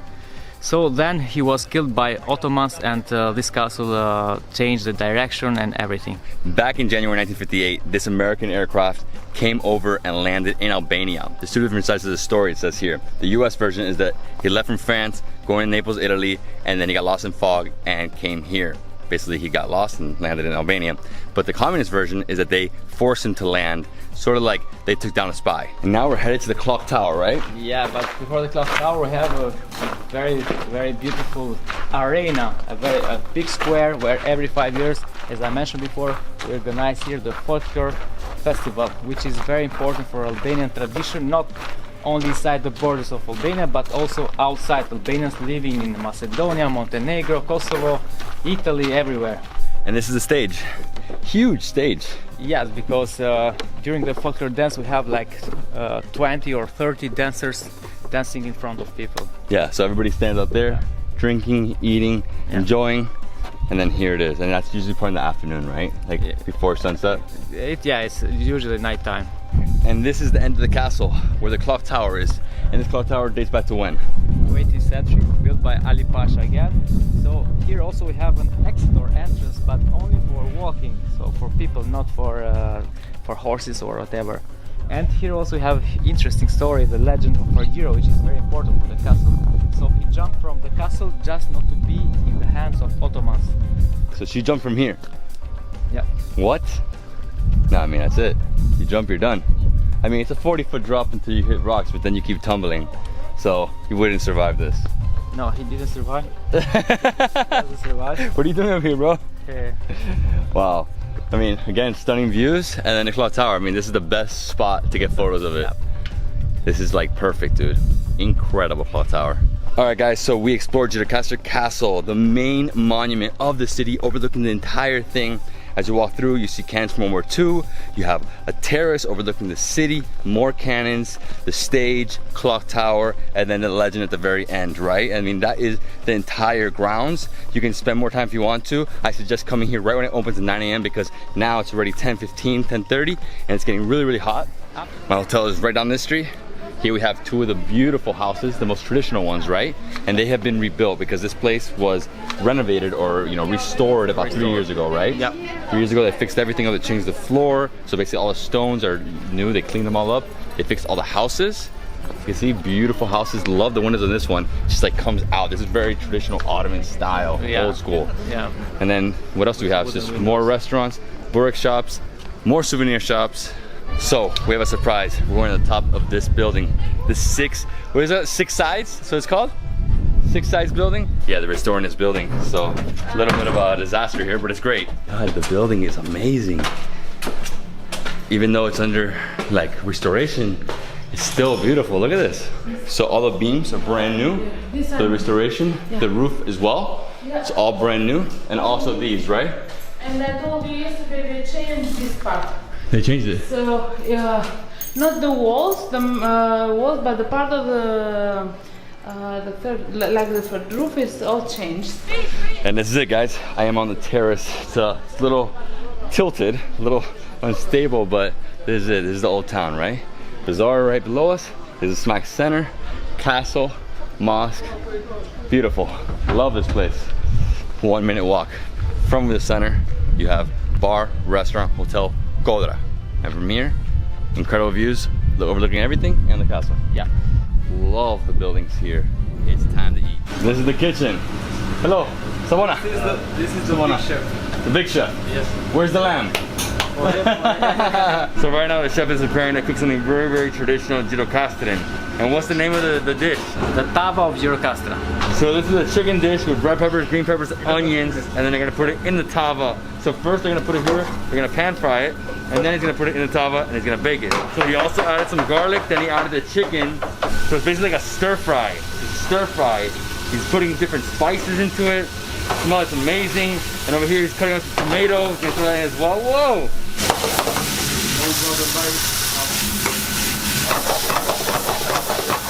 This guy loves the fire. He loves the fire. It's like non-stop. It like hit me. The oil hit me.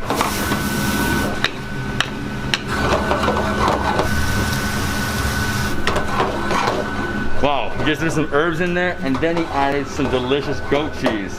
That looks so bomb. This is gonna go in the tava and then bake? Yeah. Oh my God. And that's it, guys. So basically he heated up the tava in the oven and then he added everything inside and now it's ready because it's so hot that it's still cooking it. This dish looks delicious, creamy. Oh my God, the vegetables, the chicken. Okay, let's eat. Cheers, my friend. Gazur. Gazur. Can't wait to try tava. Tava of Gjirokastër. So good right here. I'm sure, man. I'm in love with it. It's so good. This was nice, no? Yeah. It's a little smoky too. Ooh, perfect. And here we go. We got the Gjirokastër tava. It looks so bomb, like so delicious. Oh my God, it just looks so creamy and delicious. And next to it we have a humongous salad. So it's like Parmesan cheese, we have some mushrooms, some cucumbers, spinach. I mean, so much goodness. Look at this incredible creamy tava. I just can't wait. Tava time, still hot. Oh my god. Oh bro, the herbs. This is the first time I'm trying a chicken tava, but I gotta say the creaminess of this, the herbs, they just bring out so much flavor. It reminds me of like a creamy pasta. Obviously no pasta, but just like the creaminess of it. Very similar. Almost like thick whipping cream. Jittercaster, you won my heart with this one. This is so freaking incredible. This is the first time I tried chicken tava, and it's the best. Yeah, get the bread. So it's basically like a mini focaccia, and you put the tava on top. Everything is too delicious. It's mouthwatering. Gazor. It's the best tava in Albania. The best tava. So David, this is the traditional dessert, yoshaf, which is made with sheep milk and the juice of fig, which is similar to milk. So they put it together in a temperature of 100 degrees.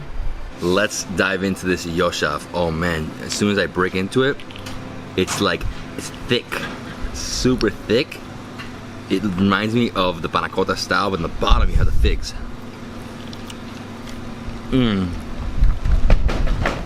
Creamy, got cinnamon, the fig. This is like my new favorite dessert, bro. So what we're gonna do today is we're taking this journey, 2.5 hours, and then when we get there, we're gonna drive to a village that has no power. We're gonna have some delicious lunch. So what's the name of the village? Yeah, Trana. There is no power, no electricity, no network. People just enjoy the nature. Pro tip, bring food. We didn't bring food. There's no food here. There's no food here. All right, let's do this. Something? Cevapi? Cevapi. Oh yes, for breakfast. Cevapi and sausage. Smells so good. I know. I got really nervous. I came starving. I was like, I can't wait to eat some burek. No burek. We have this. Nice. So we had cevapi last time. We're having cevapi again.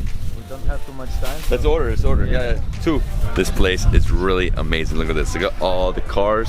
We came through this beautiful tunnel. It's like packed right now. We got here at 8:30. The ferry leaves at 9. So get here early. Don't be late. We left the house around 6 a.m. 6 a.m.? Yeah, 6 a.m. 6 a.m. So it's a long drive, very long, but I'm good. I'm starving though. Me too. Let's get this food. Yummy? When you're hungry, everything. This place is completely packed. So many cars. You have to book online. No way to just come here. That's impossible. All right. We did it, bro. We ate. Yeah. So happy we found some food. Because the guy, he said no food here. Don't listen to people. Walk in, ask around. Because the guy was like, no, there's no food. And we're like, there has to be something. There's like a bar restaurant up there, right? Yeah. And it's so cheap, like $1. €1 per. The lesson here is bring your own food. Yeah. So we're back in the car, taking a little break. Wow, it's freezing out there. We came in the car and it is like super nice and toasty in here, right? Yeah. Very relaxing. I might take a nap. I mean, we woke up like at 5:30 to come. Super early, but that's the only way you could do it if you want to make this 9 a.m. ferry. That's what everybody did here, right? Basically, unless they came from Skolad. You good? Yeah, so good. Warming up the body. So far, so good. And if you want, you can just be in your car, lower the windows, and just enjoy the view. That's it. You know, very relaxing. You're just gonna see beautiful mountains the whole way. Incredible mountains, Albanian Alps, trees. And if you guys didn't know, this was a river. They closed it, obviously. They made a dam. So it was a river, and in here, there's ancient settlements from Roman times. This is like the Danube between, I don't know, a few different countries. It looks like this very rugged mountains, incredible, really stunning. So the lake is created like 40 years before, in communism time. The lake is like 36 kilometers long and more than 100 meters deep. So before they create the lake, all the house where you see around the mountains, it leads down to the river, because before the lake, it been only the river here. And communism time, the dictators say all the houses need to move up or he give the houses in Skoda, Tirana, Leja, but people choose to leave it here. All right, guys, so we're gonna go into the captain's quarters. Yes, my friend. Hello. How are you? Pleasure. So they go from Gomen to Fiesta at 9 a.m. So we left at 9:30, so we'll be there around like noon. But then at 1, they have a ferry back. So the same ferry goes all the way back. So if you're coming from Valbona and you want to take the ferry again, instead of taking, going around with the road, you come through here. Yeah. Right? I actually heard that's more amazing because the light is different. Yeah, sure. But this is what I got. This is what we're doing. Incredible spot. Now it's really warm. Super warm. I mean, still got a little bit of breeze here and there, but pretty hot. It's time to go and relax in the car. So if you really want to, you can just relax in your car. Most people are sleeping in their cars. Most. Yeah, most of people. The one who haven't slept enough last night. So we are doing same, but we are not sleeping, just enjoying the view from the car. It's a spectacular view, stunning view, I would say. So again, 2.5 hours, leaves at 9 a.m. You can stay downstairs, you can stay in your car, you can go to the second level, which has like a passenger area, you can get some coffee there. They also have some snacks for sale as well. Yeah. And then you can go upstairs, and from there you get the best views, but it's really, really crowded right now. It's the other side of the Komani Lake. This is Fiesta, and from here we take the car out of the boat and going all the way to Valbona. And there's nothing really here, it's just the highway. That's it. This is just where you get on and off. They put down the plank, it's ready to go. Everybody's coming out slowly. While they're coming out, you can't be near the cars. They let me come out first, came out. They pushed this plank in. Unfortunately, it's like there's a little bit of space there, so we can get stuck. But everybody's passing good, so we're good. Sorry, I'm half asleep right now. I'm really tired, but now I'm pumped because I'm going to lunch. This is very similar to Theft. I mean, it looks, wow. That right there, the river, crystal clear blue water.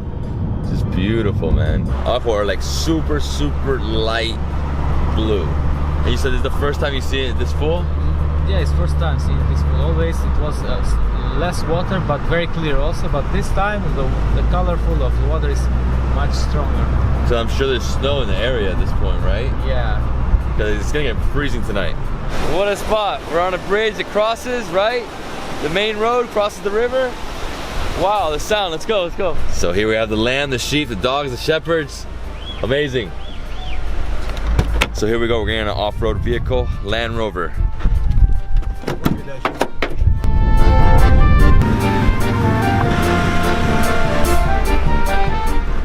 So we just made a right to the village of Cherem, and right when we enter, the road is like destroyed. Lots of holes. Is it 30 minutes like this? 30 minutes? 30 minutes. Oh my god. I mean, it's not so rough. The beginning was rough. Now it's just bumpy. And the car flows. I love this car. Defender.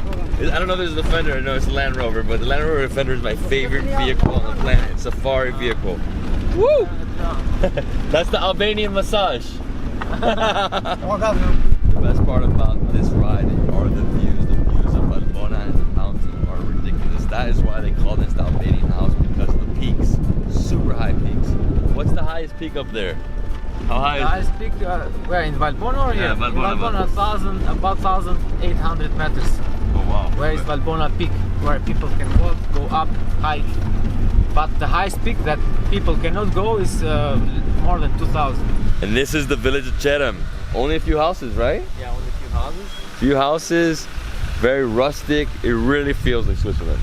So here they wait for the guests, especially for guests who are doing hiking for the peaks of Balkans. So they stop here, they let the luggages, whatever, they leave here, and then they continue. So this is the guest house. Downstairs, 2 different rooms with 3 beds each. When you come upstairs, they have this huge living space that they converted into multiple beds. They have 1, 2, 3, 4, 5, 6, 7 beds. Over here, there's 2 more rooms with 2 more beds each. I mean, this is it, right? Very rustic guest house. I love it. Right here, they're building their new guest house. Huge wooden guest house. So you can see the view from here is just outstanding, incredible over the valley. And yeah, I mean, it's under construction. Yeah, it's gonna be very similar. Yeah, it's under construction, but the view from here is magic, man. You can see only waterfall, the valley, I wish when you open, I'll come here. Next year. Wild apple. Wild apple, after they dry, it can be tea. Yeah? Wild apple tea. There's so many flies and bees sucking the juice out of the apples, but this is how they dry it, right? So they leave it here for a day, then they bring it in, and you can also eat it, you know, dried apple. I think it's better for tea. So let's go to the kitchen now, and let's see how they make some food. Hello. Hello. Alright guys, so they're doing some unique pies here. There's one burek, but there's a few other ones that we don't really know what they are. And then under it, she's basically baking beef, right? That's beef. So these are different pies, like a pie with pumpkin pie, but with corn flour. Okay. So it's the best. And this is like an old school baking oven, right? Yeah, yeah. So they put the fire, you put the wood here, so it lights up, and then over here we have the beef. This is the old style, old school, let's say, wheat we have in our houses. So this is multifunctional. We put the wood in this part, and then here we can put the meat as she did, and above we can make soup or whatever. So that's liqueur, but it's a different style liqueur. I haven't seen it like this. The liqueur we had was different. Yeah, that one was more creamy. This is like thicker. It actually looks like a quiche with like spinach. I want to jump on it. Me too. Peja beer. Peja is beer, the best beer of Kosovo. Oh yeah? And I got a raki from Albanian Alps. Bizar. Bizar.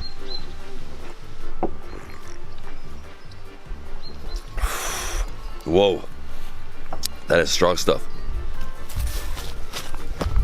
We're gonna go see a few cows, the garden, some of the valley. They're still cooking up our lunch. The pies are ready, but the meat's not. And I am starving, it's already 1:30.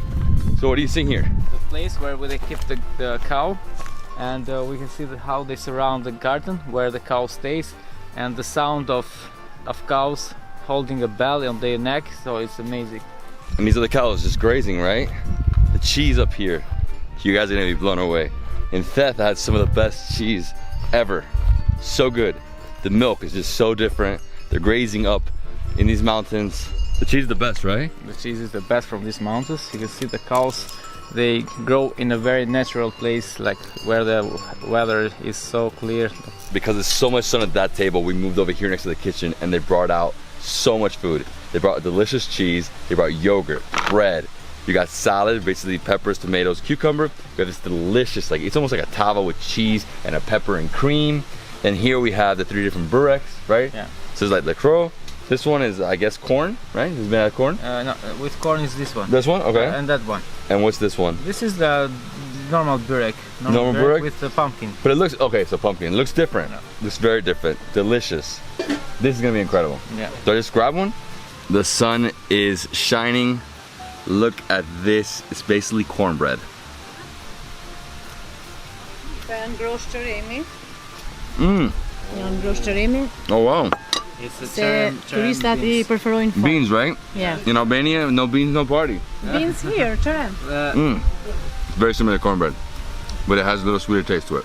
I'm just telling her, we said Krumshin Duart is like, bravo to your hands, you know? She did a great job, you know? It's very delicious. Another delicious farm-to-table experience in Albania. Mmm.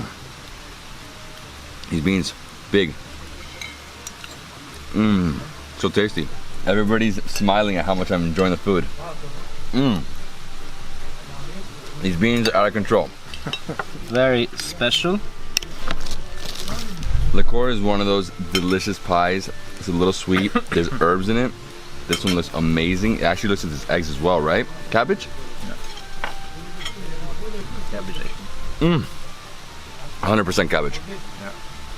This liqueur is super special. Wow, man. What a delicious herb creamy pie. It's so good. Ooh, you're right, it is spicy. I don't know what they put in there. It's chili, right? Yeah. Right here we have the amazing pumpkin burek. It's a little different. The bureks that I usually see are like pies, squares, or like triangles. This one, she just put it into a container. She made it round and she cut it in squares. Mm-hmm. So many layers. Love the pumpkin. A little crispy and crunchy on the outside. Burek is the best with yogurt. Thick yogurt. It is insane. This is almost like a sour cream cheese, and I'm gonna mix it. Mix it together with the burek.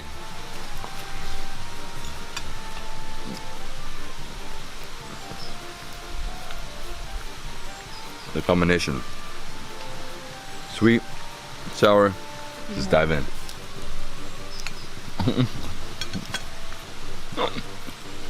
Oh man. Another word, huh?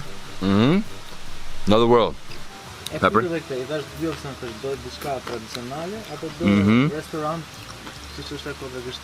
this is the one you eat from Papa John's. Jul mesesta, which is jul with pepper. Jul with spezza. Jul with spezza. So basically pepper and cheese. Oh wow. So it's a hot pepper. You know, it's they call it jul with spezza because buken, which means to make the bread with you cannot use the fork, so with bread to make like this. My friend over here said there was no spice, but the second I bit into this pepper, I got spice. Freaking delicious. So this is sheep milk, thick sheep milk. So it's a traditional of the region of Cherem. Thick sheep milk. It's very thick. It actually reminds me of the yogurt, but we'll see. Oh, that's not milk. That's heaven. Wow, it's like thick. It's just chunks in there. She's asking you, do you want to stay here or we'll make you 100 kilograms? So our beef is ready. Let's try it. Maybe we can hold the tava. When you're on the way to Valbona, you have to stop here and eat. It's like a must visit for a foodie. Faleminderi. You take me to the waterfall, right? Faleminderi. Alright, so we're really limited with time. We got here super late, 1:30, because the ferry was delayed, so it delayed us a little bit. So by the time we got here, we're gonna only have lunch and see this view. We're gonna also stop by the waterfall on the way out right now. That's basically it. Alright guys, so we made it here to the waterfall. Unfortunately, it's a hike, so we can't go up to it, but there it is, beautiful. I mean, it's amazing. You really need time. Everywhere you go in mountain villages, you need time. Like, we really wanted to have 4 hours here. Unfortunately, we only had 2, so we didn't have enough time to do everything we wanted to do. But if you come here, probably stay here a night, then go to Valbona, or go to Valbona, then come here. Yeah. Something like that. Go hiking. Right now we're entering winter. As you can see, the river is huge. I mean, it's like really high, and it's not as blue as it usually is because obviously it's bringing like dirt and stuff down from the mountain, and this is gorgeous. We are going to see first the windmill, and after that we are going to walk through the river, Valbona River. Beautiful little building. So as you can see, this was built a few hundred years ago, all using stone. That's how the houses were built in this area. Yeah, cornbread was and it is still very important for the north of Albania. If you saw at the guest house Kujtim Gch, so the lady served us 2 dishes with corn bread. We're hiking around the river. Woo! This is beautiful. The air quality up here is unreal. The water, you can drink all this water. It's super fresh. Oh my gosh, you gotta be careful here. Huge boulders. So that's it for this area. Basically, you can just see the corn mill, you see the river, and you go. Quick stop. Takes like 10 minutes, really easy. Now what we're gonna do is we're gonna go straight to the lake, because right now the problem is because of winter, the way to get to the waterfall is a little flooded, a lot of water, and in our car we can't get there, so we're gonna skip that. We're going straight to the lake. Let's go.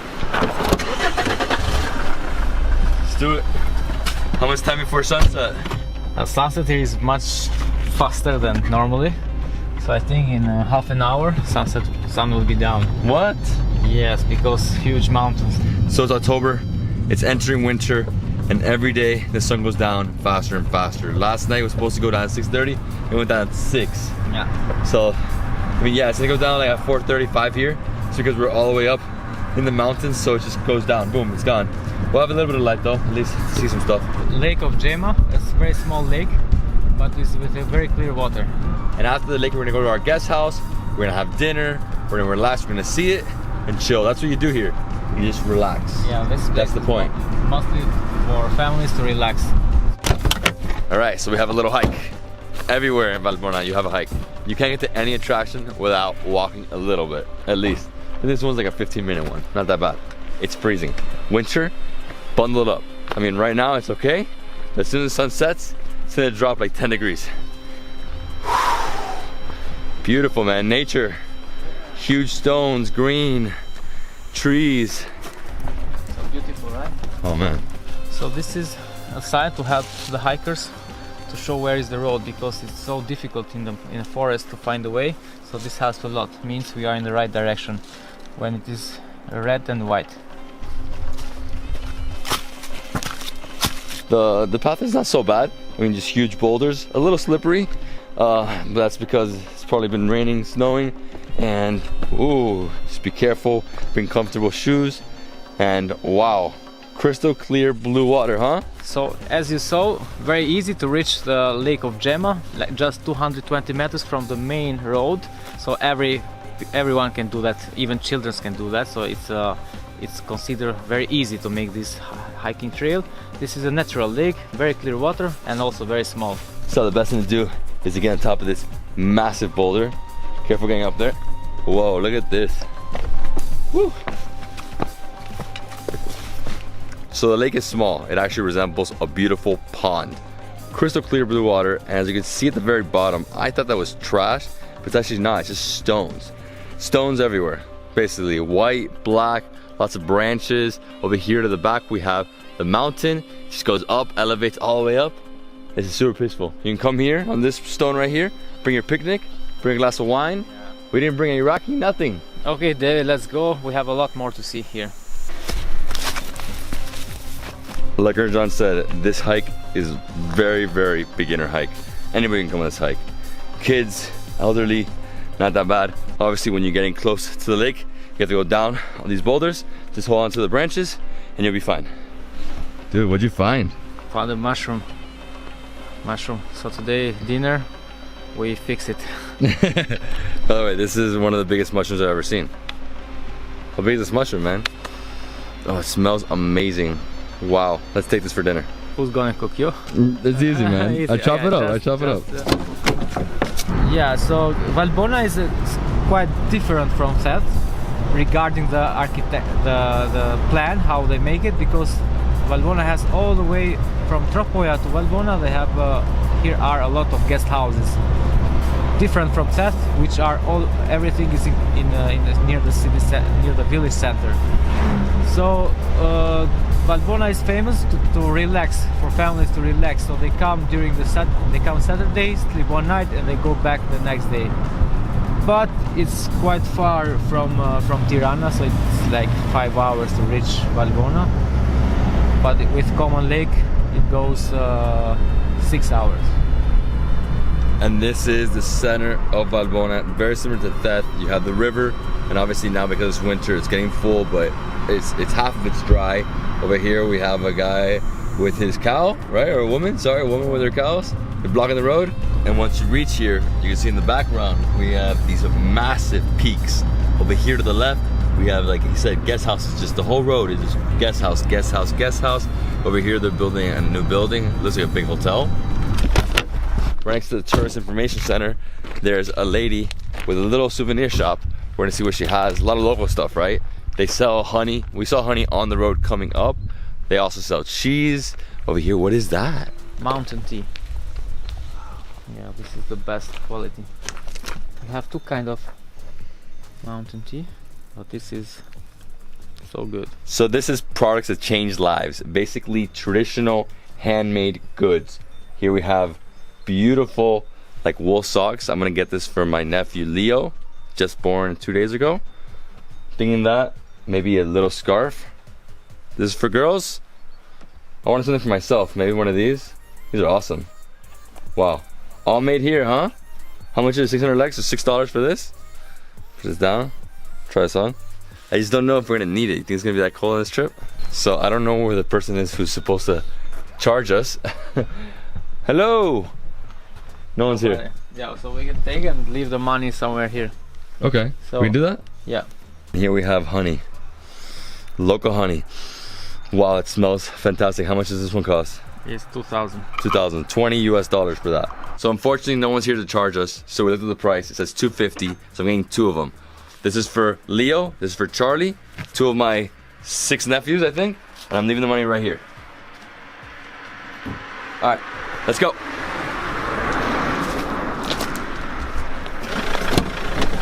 All right, guys, let's go to the guest house.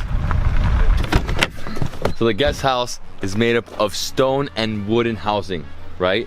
That one, all stone. This one, I'm guessing this is where you have breakfast, lunch, and dinner. Yeah, exactly. So this is like a dining area and breakfast area, but also they have like camping area where people can come with their camping, and also people can make fire near to the river.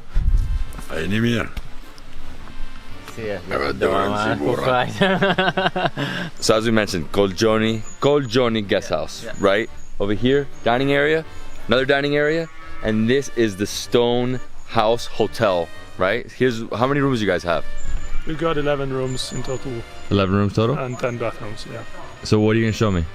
I'm gonna show you one of the rooms which also has a balcony actually. Oh man, I love the stones. Beautiful. So was this an old building and you guys redid it? It was actually built at first in 1960 as a building. Then it was restored a few times. Okay. The last restoration was done 4 years ago. So this is basically the penthouse. The penthouse, the biggest room, and the best view. The best view. You have the mountains behind you. 302. Here in the Albanian Alps, this is how it works. Guest house. Multiple beds. Here we have 4 beds. Wood, right? Yep. Cabinets. Everybody loves hiking here. This is a hiking place. Yes. And this is the view. Yeah.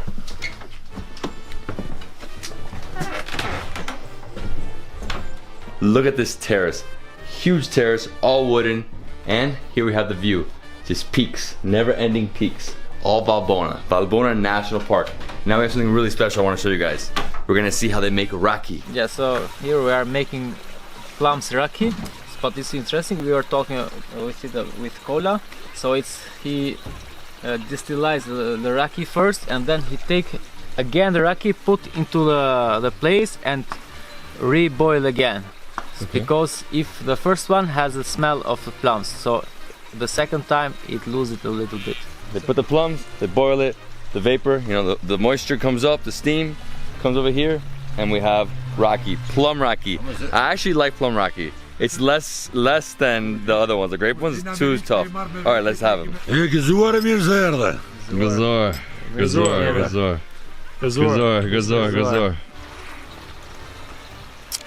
Oh yeah, plums is good. Woo! That is some powerful stuff. My God, that's like liquid fuel. Forte. Forte questo. For men's, yeah. But this is tough. I thought the grapes were like tougher. He bought it for a second time. That's why it's stronger? Yeah. That's why it is still it twice. Oh, okay. So these big containers or barrels are where they ferment the fruit. We put all the plums in here. Then it takes up to 3 weeks to ferment them. And after that we actually know when it's ready. And then we start distilling it. All right, so his dad is gonna do the whole process for us. He's gonna open it, take off the seal, right? Open it, clean it, then put more plums, and then start the whole process again. And you guys do this non-stop for a month, right? Oh, it depends as much as we have.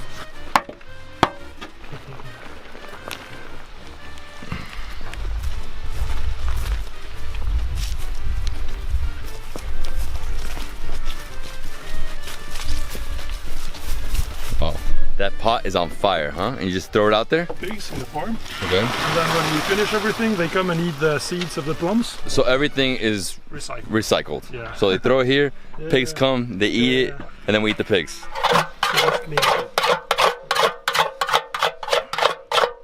So you always have to clean it every time? Yeah, each time you see something at the bottom, you have to clean it, otherwise it gives a very bad taste.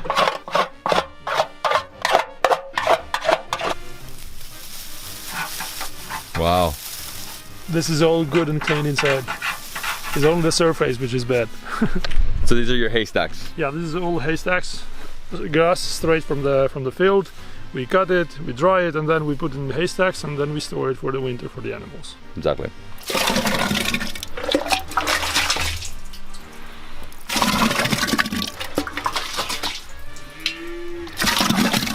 The whole distillery, at least our distillery, it takes something like 40 liters of fermented fruits, and then he actually adds some extra water to make it a bit thinner, so it doesn't get stuck in the bottom.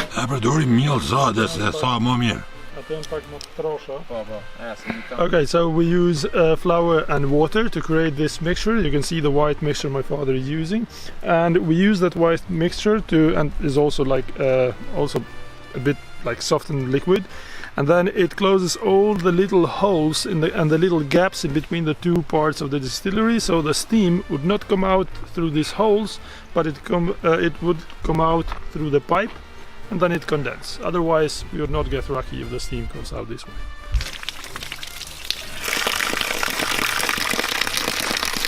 Okay, so once he's done sealing both the pipe and the top, he then puts the water in, and that's what helps the steam turn into condenses, right? And that's how it's distilled.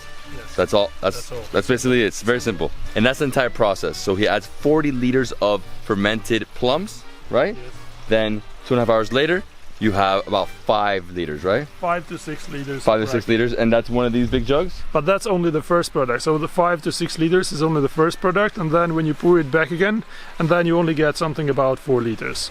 When you come to Albania, you're gonna try grape raki everywhere, but this one's different. Plum. It's in the north, right? More in the north. And I can tell you why.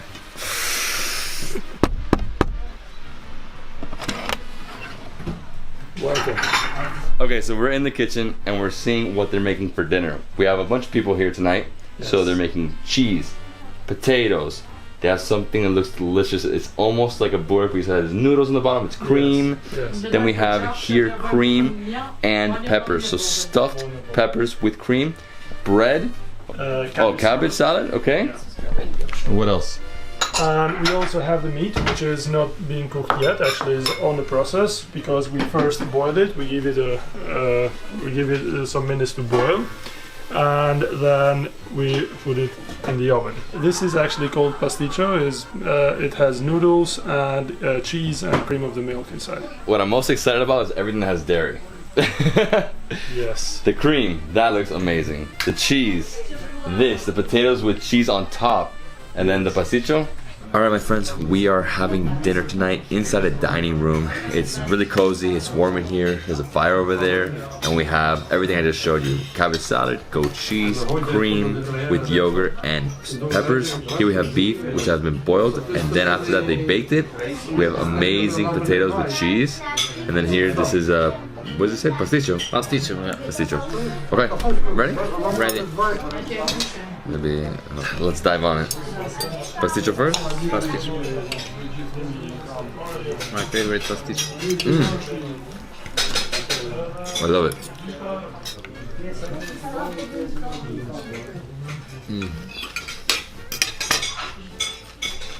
So it's baked potato, has cheese, a little burnt crust on it.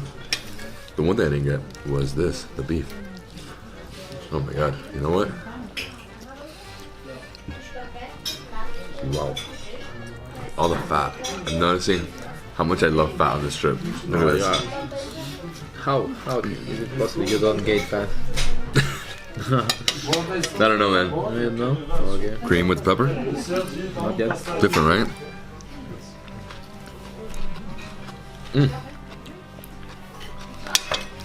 Whoa.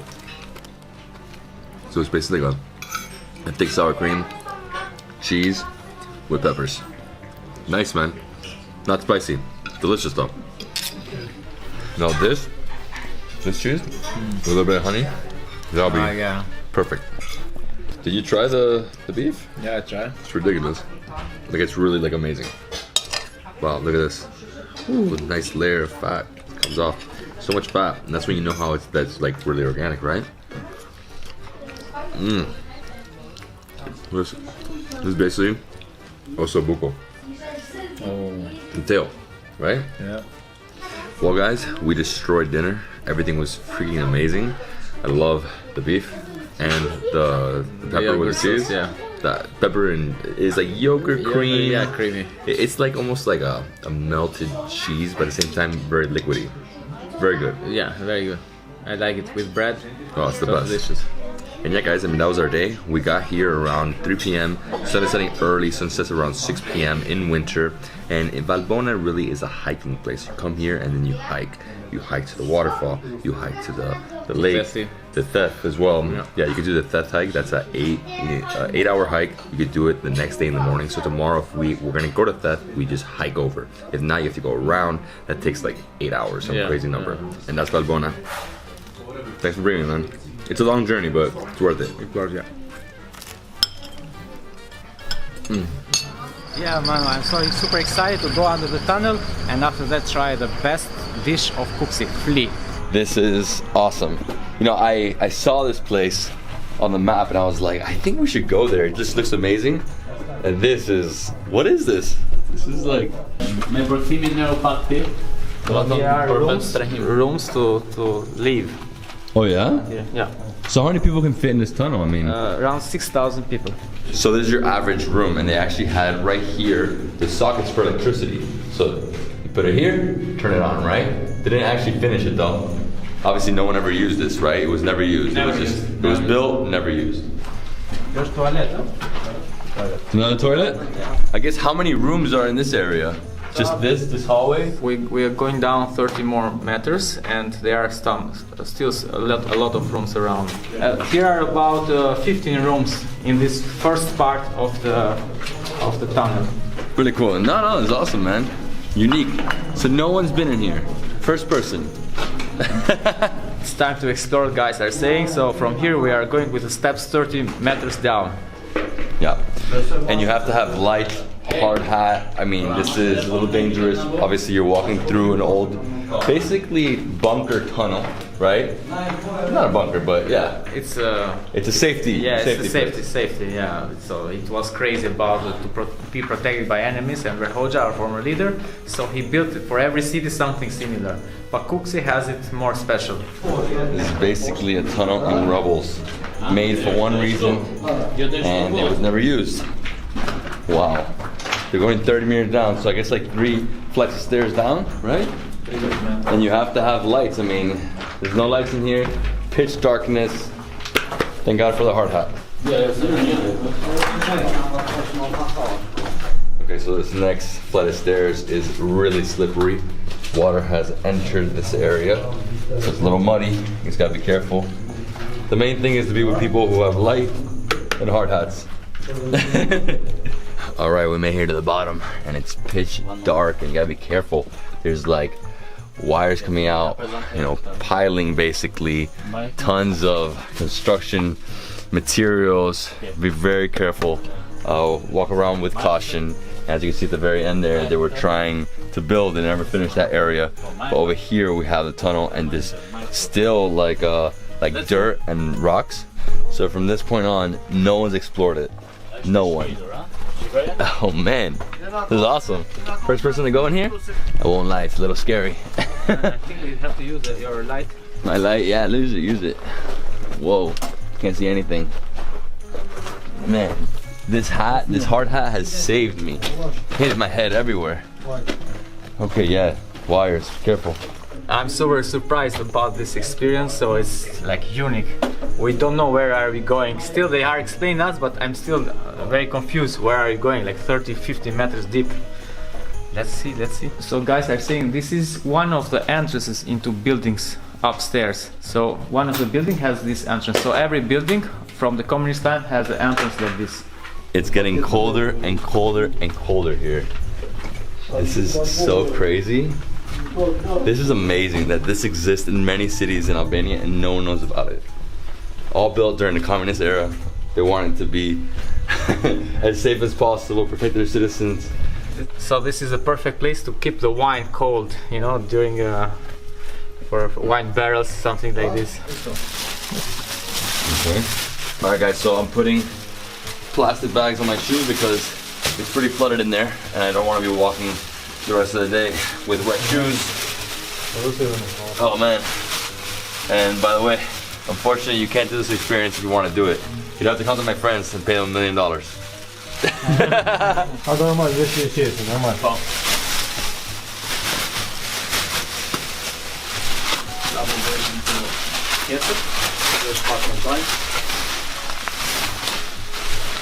It's super muddy.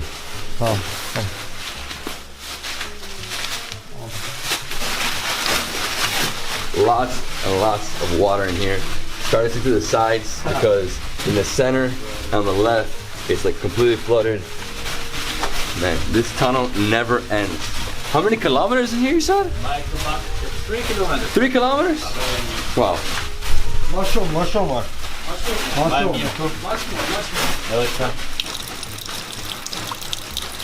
Yeah, so this is a drinkable water. So in case enemies surround the city for many years or many days, so they could survive with water. Water is very important for every surrounded castle and cities and underground tunnels. That was good. Not bad. I was nervous for a second. So as we get deeper, the floor gets muddier. There's a few different like areas that are lifted higher, elevated, but the rest of it is just straight mud. And tunnel has gone higher in terms of ceiling height, but super thin. These guys, I can't do that. That's too wide. Too much. So now we're in a super wide room. I'm guessing here was a storage area where each tunnel would lead to different bunkers, I guess, different rooms. So there's basically another entrance from one of the buildings, right? There's how many entrances are there? Hundreds. Every building complex has an entrance, so there are about more than 50. This is a secret room, so even enemy discovered this tunnel, they still didn't know the secrets inside the tunnel. So this is a very small room, so enemy crossing here, baba. So this is the exit that brings you out at the kindergarten of Gch. So as we told you, every building and every building that belongs to the government had an entrance, an exit, secret entrance. So basically that's the end of this tunnel. We're gonna turn around, right? Yeah, we have like, we'll try to go out where there was a tunnel on the way to the lake. Okay, so we're gonna exit at the lake. One of the exits by the lake. Whoa. Man, if I didn't have the plastic bag, my feet would be soaked. I mean, I would have really messed up my shoes. My bag ripped. Thank God they have more bags. This is intense. There's just too many things coming out. Too many pieces of construction. It's pretty dangerous. So we entered a really tight tunnel. We're hoping there's an exit over here. I really hope so because this is like a maze. If you come down here alone, you get lost. Hey guys, it is extremely muddy at this exit. I'm trying to get through. Luckily they put some slabs of wood so you can have some steps, but they're super far apart. This wasn't planned correctly. Oh my gosh, look at that. All right guys, unfortunately this exit is too wet, too muddy, impossible to go through. I mean, you would go like 2 or 3 feet deep in terms of mud. We're gonna turn around now, find another exit. That's intense. Dude, I'm still like balancing myself on this piece of wood. So.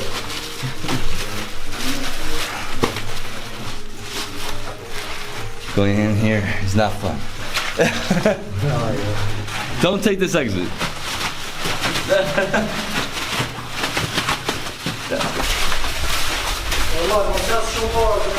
So we made it to the exit. We have about a 5-minute hike up. So many steps to get down here. You can easily spend 2 hours here. We spent around 90 minutes. There's more tunnels. Obviously, the entire city has tunnels. And yeah, I mean, a really cool experience. So this was built in the 70s. No one knew about it until 92, until the Soviets fell, until communism ended here. And yeah, it's basically been abandoned, right? So, 50-year-old tunnel. It's a bunker basically for the entire city in case there's ever an issue, a war, they can hide out here. All right guys, we're gonna go explore more Gch and have some delicious food. Huh?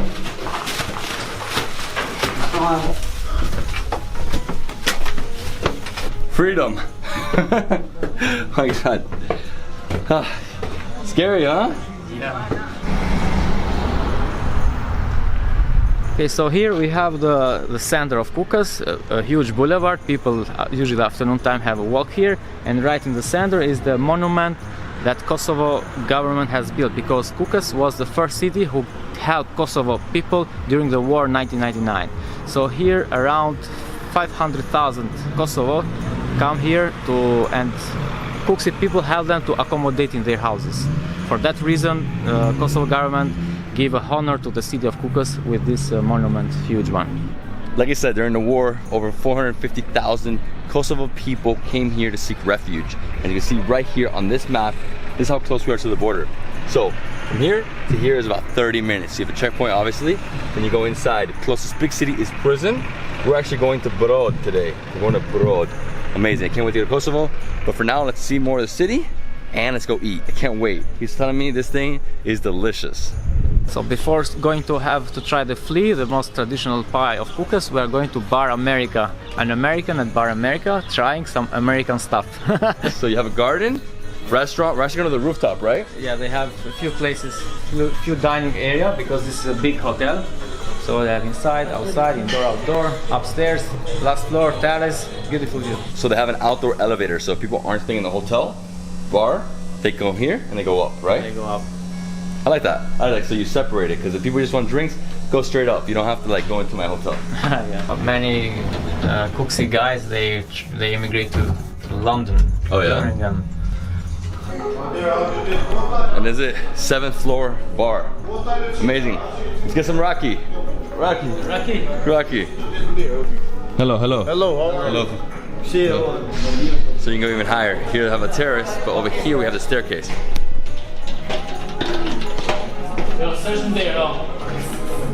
All right, rooftop.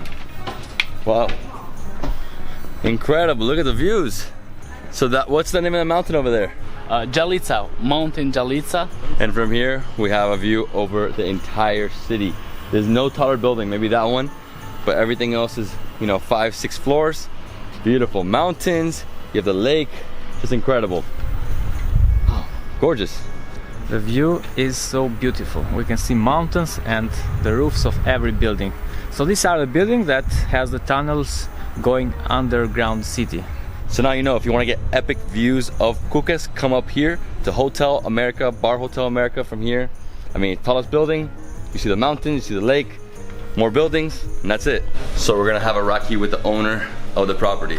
Lala. Lala. Where's Lala? Gazor. They're saying this is the best Rocky in the north. Oh, this is so much easier to drink. Yeah, easier than last This is great. night. Yeah, the last night was too tough. This was nice. It's smooth. Wow. So basically, flea is another type of pie, like lacro, like burek, very similar but different, right? Different. Yeah. This is awesome. You would never know they're making flea here. It's like basically a common building, right? Old school building. Savona, Savona. Pleasure. Let's do this. Woo! It smells like a farm. Yeah. Well, where's the animals? Smells like a barn. And here we have baby cows, so veal. Over here we have chicken, rooster, hens. Okay, so this is something extremely traditional, only found here in Kukas. They're making flea. So over here, she's mixing flour with water, and over there, she's heating up the top of the pan, right? The top of the tava. Yeah, the top. They are warming. They are warming the top of the pan, and then when they put it inside, so the heat will bake the flea.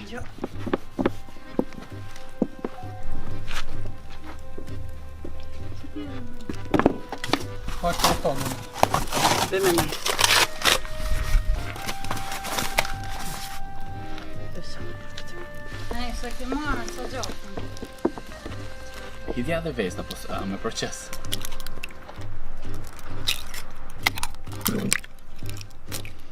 That's 15 eggs. So she uses 15 eggs for the flea. So flea is basically flour, cheese, eggs. What else is in flea? Butter, milk, water.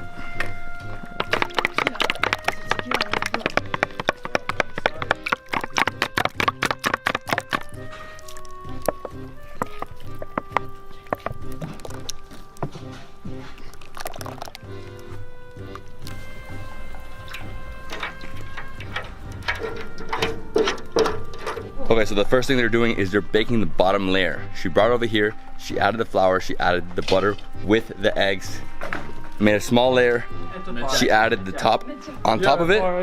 That's it, she lets it sit there for a little bit, it bakes. So the first thing they do is they put some butter first to not get sticky, to not get sticky. After that they put some milk with water and they bake it first, so it has to create the first step. It's a little confusing how you make flee, but basically what they do is they bake 2 different layers of flour and then they add the eggs. So bake, open it up, change the top, bake, change the top, and then they add eggs, right? So a different process. It takes about an hour to do the whole thing. It smells amazing, you can hear it baking.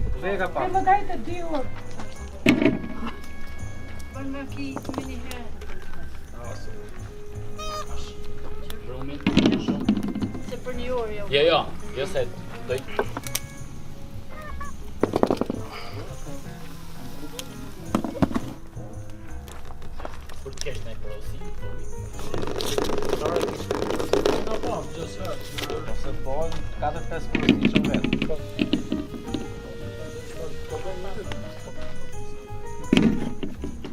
So usually it has to do this many times. It needs 3 hours, but we'll take like this, the first step. So it is more delicious, but it's less than it should be normally. So we'll taste it and then we'll give our opinion. So basically it's supposed to have way more layers. That's why it takes 3 hours. Right now she did I think 2 or 3 layers, and she added all the eggs on top. What I love is that she keeps going and changing the tops of the tava, right? So it keeps baking and you can hear it's like popping, boom, boom, boom. So as one gets cool, she moves to the next one. And she keeps doing that over and over and over until it's ready. So she added all the layers, that's done. Now she added ash under it, so it keeps cooking, keeps baking it. I mean, it smelled amazing. You can hear it's like sizzling in there. The juices, this is gonna be so good. The cream, the flour, everything's like popping in there. Yeah. Lala. Lala. This is lala. You usually drink it with burek. It was like chunky. So it's yogurt, right?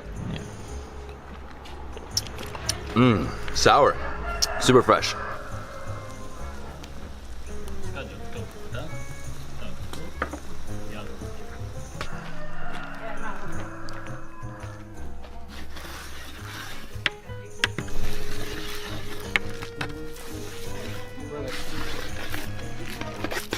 You guys are wild. All right, my friends, let's try it. It is scorching. This is my favorite, crunchy. Yeah. So he was telling me, Kosovo guys, don't marry a girl if she doesn't know how to make this, the flea. Oh, I like it. It's crunchy and crispy. Guy, sorry. Kuksi. Kuksi guy, not Kosovo. Oh wow. It's like an omelet with a super thin pancake. Delicious. Woo! That's hot. This is really delicious, my friend. I love this. So you can basically order this from anywhere in Albania, he'll deliver it. Wow. My friend, we did it. Yeah, we did it. That was very interesting. I never see how we make flea. I told you, I'm from Albania. I never visit Kukës in this way. So we did 2 things that nobody did before. The tunnel, underground tunnel, and watching how they make flea here. The guy said, we are the first with a camera recording how they make flea. Faleminderit. As para spisit där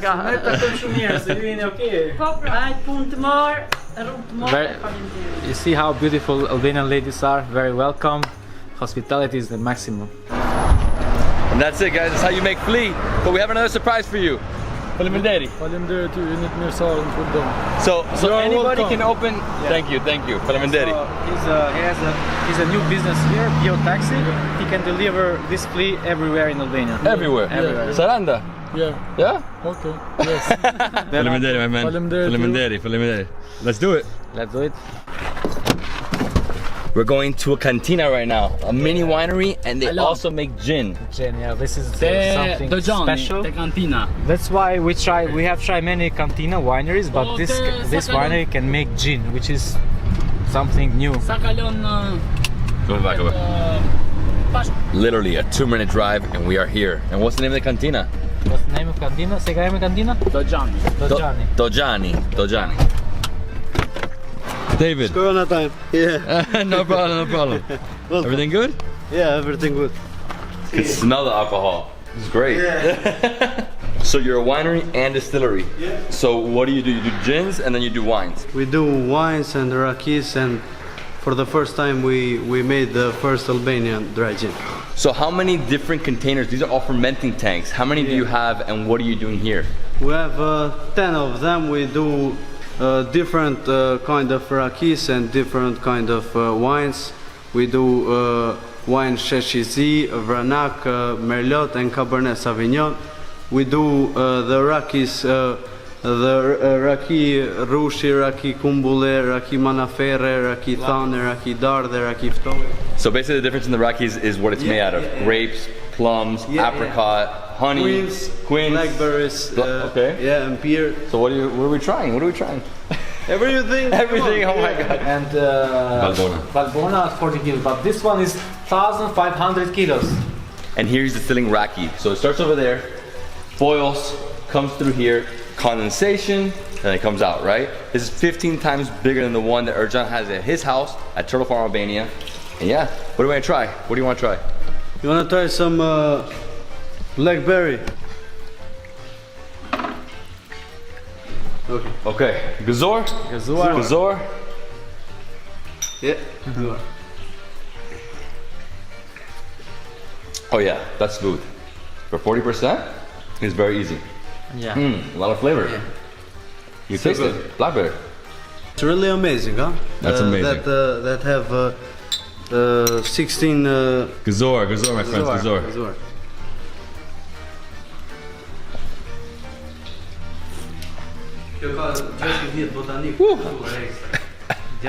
This is a hard one for me. Gin is not my favorite thing, but it's good. This is Thana. Thana is a wild fruit. Nobody plants it here, so it comes just from the nature. It's so difficult to collect like enough to make raki. It's difficult to collect like to eat. Imagine to make raki, and this is should be so special to make raki. So let's try. Gazor. So good. This is the best? I'm sure you like it. It's good. It's like a wild berry. They're all smooth though. They're not like, you don't feel that alcohol percentage that hits you. Yeah. Sometimes you drink raki and it's like, ooh, it's like fire. This is good. If you feel like it's too fire, that means it's too much sugar. That means it's not good stuff. Sometimes. Now you are a specialist of raki. Now you know everything, right? 2 rakis a day? Yeah. What are we doing? We're drinking some good wine. Directly from the containers, huh? Fermenting tanks. Yeah. Okay, let's see. Vranak wine. Vranak. Yeah. It's nice. This is indigenous? This is Albanian wine, like Albanian grape? It's not really autochthonous grape. Right. So it's a very good wine. You have to pair this with meat. That's the best combination. And it's gonna give us a little more. Here. Bizar. Fantastic. It's fruity, it's light.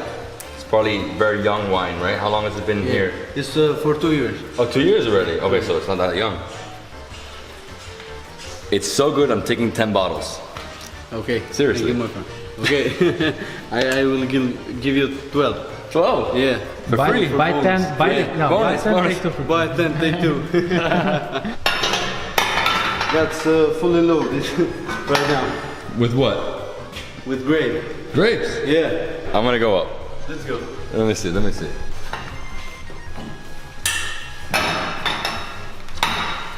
Where are you going, man? No, you can't see that much. Falaminderi. Let's go. Now we're going to the magical blue eye, which is a natural source of water. And there we are going to see how this magical source comes from above of 50 meters up. It's magic. And after that we are going to Bougainville Bay, one of the best resorts of Albania. Not on the Saranda. In Saranda, of course, is the best, but is the best resort of Albania. And then after that, we're going for dinner to eat some seafood. I'm pumped, I'm excited. Are you guys ready? Let's go to Saranda. Let's do this. After about a 40-minute drive, we've arrived to the Blue Eye. We turned off the road, and now we have 3 more kilometers on a dirt path, and we'll be there. Rough road, bring a 4x4, SUV, owe it. Wow. Wow.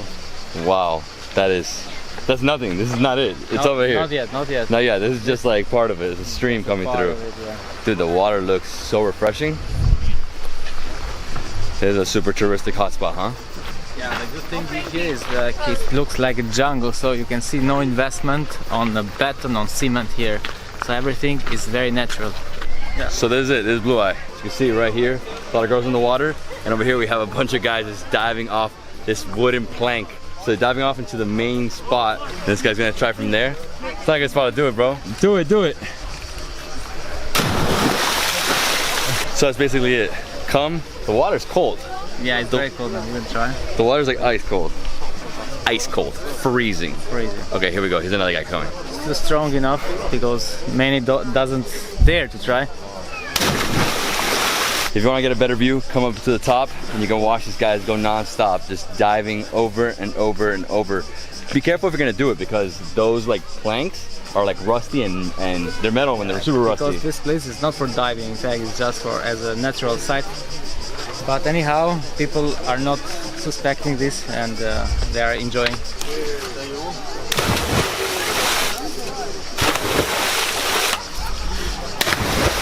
That's it, guys. We're gonna go over now to the bar area because it looks beautiful and we're gonna check it out. See the stream there. This whole area is just gorgeous. Natural, huh? Natural. I love this. They haven't fixed this at all. It's just like a pure jungle. They made a path and a little bridge here to go over whatever little stream area is going under here.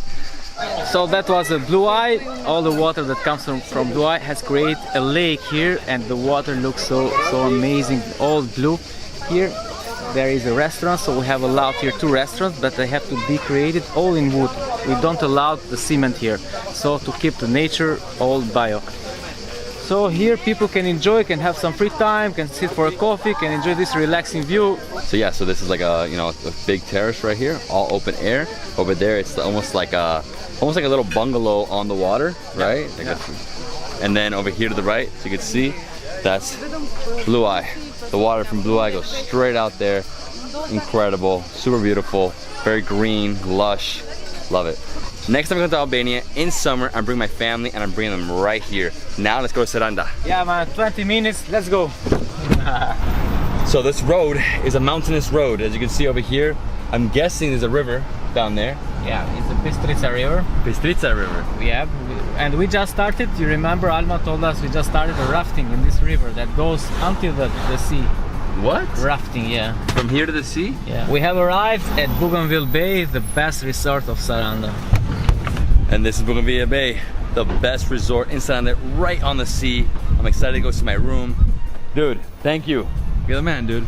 So we are staying 309, 307 with a sea view, man. It's amazing.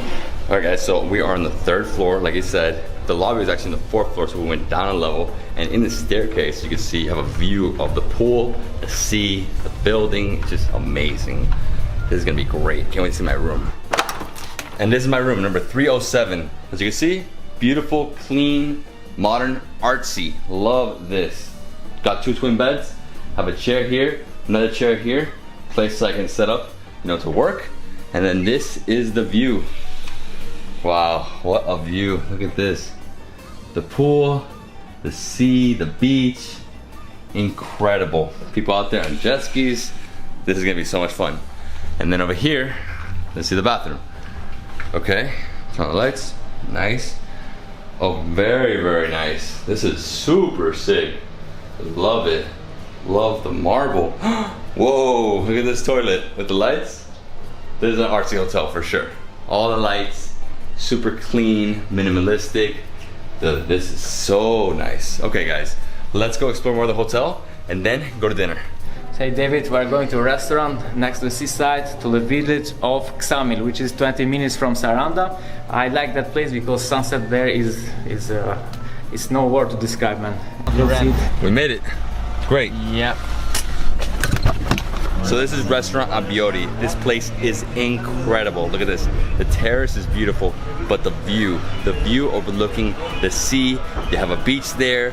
They have an incredible terrace on top of rocks. Yeah, I mean, this is like stunning. I've never seen this before. I've been to so many places in Greece, all over the Adriatic Sea, but I've never seen this. This is just incredible, beautiful. And now we're going to the kitchen. We're gonna see how they make some fish.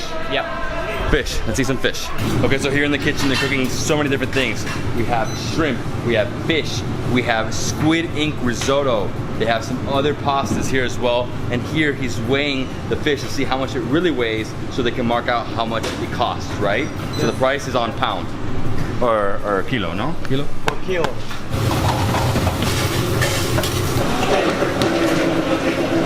And right here they have a huge pot boiling with basically seafood pieces, right? So like you have shrimp, the shell of shrimp, you have some crab in there, also some herbs, and they use that for the base for pastas. And here the staff is cleaning out the shrimp and the squid. So they have to take off the shrimp, clean out that vein, take off the head. Wow, good food, good food. I love it. We're enjoying the sunset, gonna eat some massive fish feast. You're drinking some Corcha beer? Corcha beer. I'm drinking some rakia, my favorite. So here at Abbioti, they have this fish ice box right here by your table. Let's see it. What do we got?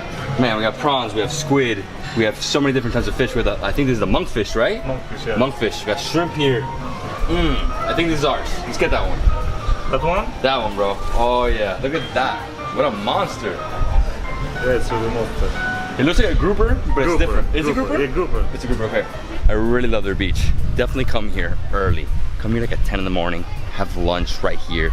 Literally, on the beach, you can eat some delicious seafood. And wow, over there we have Greece, we have the mountains. Dude, I love this deck. This deck is so awesome. This is very typical here in the Adriatic Sea, Mediterranean. Whoa. Bro, what a spot. This is Albania. That's the best part of Albania. You have to come here early and go in the water. I'm looking at the water, I'm like, I just want to dive in, but unfortunately I can't right now. And we're starting off with a quinoa salad. Quinoa salad, I think right here we have some little bit of avocados, and I think this is mango.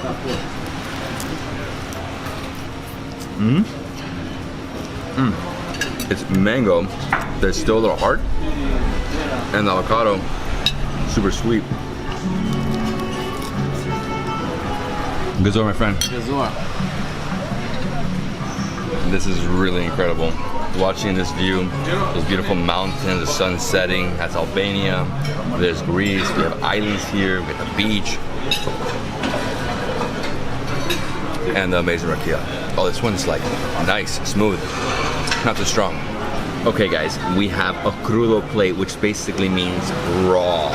This is amazing. We got shrimp, we have octopus, we have like a big shrimp, that's a prawn. It's like, I don't even know. Oh my god. What fish was that?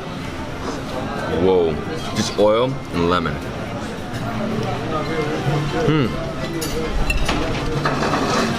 And here, this is the best. Eating shrimp like this. Grab by the head, pull the head off, or grab by the tail. So good.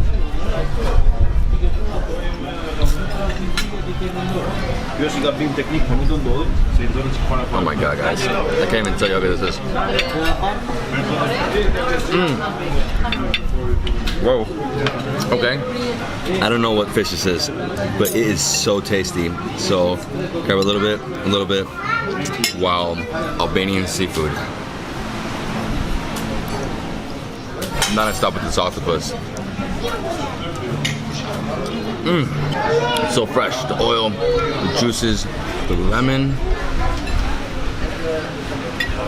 Crudo. Crudo all day.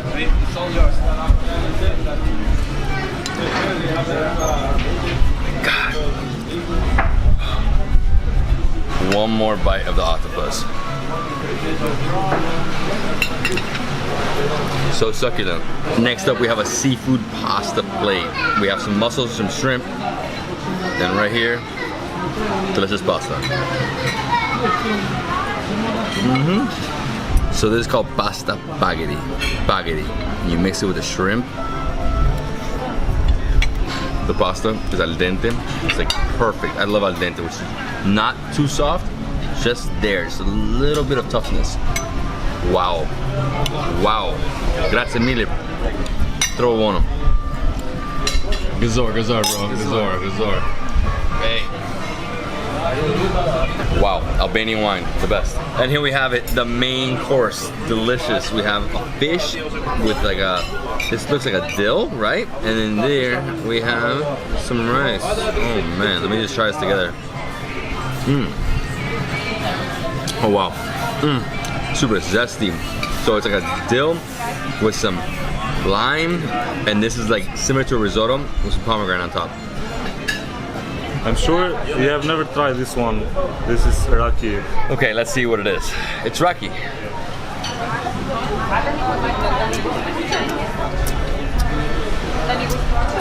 I don't know, it tastes like herbs. Wild fruit from the forest. Okay, so it has berries. Nice. Has a nice like perfume to it.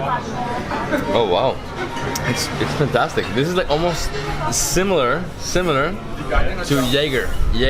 So this is raki, Albanian 100%. So it's a wild berry rakia. Actually very soft. Nothing compared to like pure grapes. It's good. And today we are driving 30 minutes south to Same to explore. We're gonna be starting off at Butrint National Park, which is the archaeological park. It's an ancient city, ancient site. Lots of ruins. After that, we're going to the beach. One of the best beaches in the world is located down there. It looks mind-blowing. And then after that, we're gonna go to a mussel farm to try some mussels and also go on a boat and explore the whole area. I'm excited. I can't wait. Need to wake up. Okay, David, can you believe this is a beachside bar? This is amazing, guys. Look at this. We have a mini bar right here on the cliffs with the view. Never seen this before, bro. Never. We just had our coffee here. All right, my man, we're leaving. We're leaving, man. First Butrint, then the amazing beach of Same. We just passed the town of Samil, and here we are in the middle of nature. Look at this. That's my beautiful Albania. Man, look at that water. Crystal clear blue. All you have here is hills and this one highway that goes down to the Butrint National Park. And that's it, right? Yeah. And then it continues to the border? Yeah, it continues to the border. Okay. Wow. Just stunning scenery, bro. Stunning. This is like a different world, man. And here we go. Butrint. Wow. So peaceful out here. Love it. This looks like a swampland. This reminds me of the area where Bizar is, like up there in Lake Skodra, Montenegro side. Very similar. Bazaar, yeah. Very similar. Yeah. So this is the only national park we have in UNESCO. We have a lot, but this is the only in UNESCO because of a lot of archaeological sites that are inside this park. Yeah, right here we have a canal, which the other side is the Triangle Castle, which is a Venetian castle. It was built to control the entrances because they bring a lot of food from Corfu Island, and the castle was to protect the city of Butrint because Butrint was a huge city in the past. And here we are inside Butrint National Park. You can hear the birds, really beautiful. It's 600 lek per person to enter, which I think is affordable. And as soon as you enter, you see 2 columns. So this is like the ancient city, starting the ancient city. We have a path, and then we're gonna make it to like real archaeological sites, right? Yeah, and we are going to start regarding the time when they first started the life here. So the excavation of this Butrint National Park have started in 1928 by Ugolini. So he came here with an Italian mission, and he started the excavation and discovered many things. But I can tell you, here are like 80% not discovered yet. And this is it, my man? Yeah, this is it. So you can see huge walls here, but you can see a mixing walls. Housing. When Romans arrived here, they rebuilt the city, then Venetians again. So you can see a mix of history in just within 500 meters square. Wow, beautiful. In the center we have like a theater. Yeah, that's a theater, and we're going to stay in the middle, and we can understand why they built it exactly there, because the acoustics. Yeah, acoustics are great. The temple over here. Yeah, so you can see the level of water went above the floor. So you can see the theater. This was not for gladiators or what we know about Roman amphitheaters like Colosseum. This was only for shows, for some art, for some simple theater. And it was seats for about 2,000 people when they celebrate the liberation of slaves, because it was like every year it was the day that they leave for free the slaves. So, and that they wrote here the names. Having the water here actually makes the whole archaeological site like more beautiful. It's just so different. And so the water level has risen, and they obviously put this huge deck on top so we can actually walk on it, because if not, you wouldn't be able to walk and get through here. We can go up, climb to the top, and go from there and walk around. This theater is beautiful. Huge stones, massive stones. You can see here's the aisle, right? People just sit here, enjoy a little opera, right? The acoustics, I'm sure, are amazing from there, but obviously because of the water, you can't actually stand where the spot is. This is great. Pro tip, come here at 9 a.m. as soon as they open. We got here like at 9:15, it's already 10, and it's starting to get really, really hot. I mean, obviously I'm here in August. Summer is like the most intense heat in Albania, but I mean, I'm not gonna miss this. This is amazing. This is something special.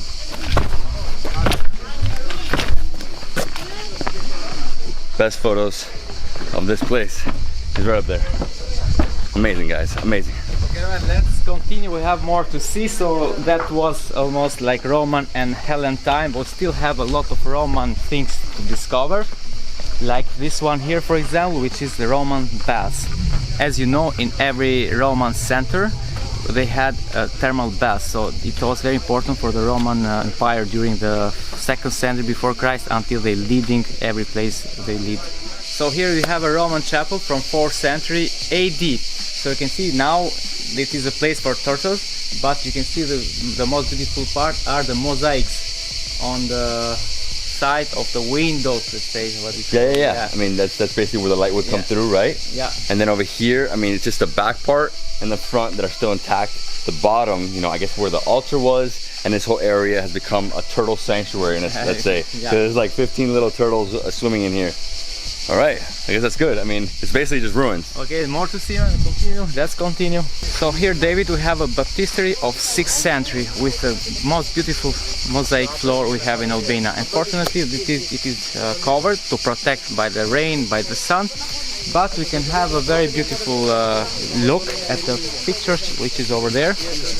Yeah, so they covered it with sand, and you cannot enter. Obviously, they're protecting the mosaic, and the mosaic is gorgeous.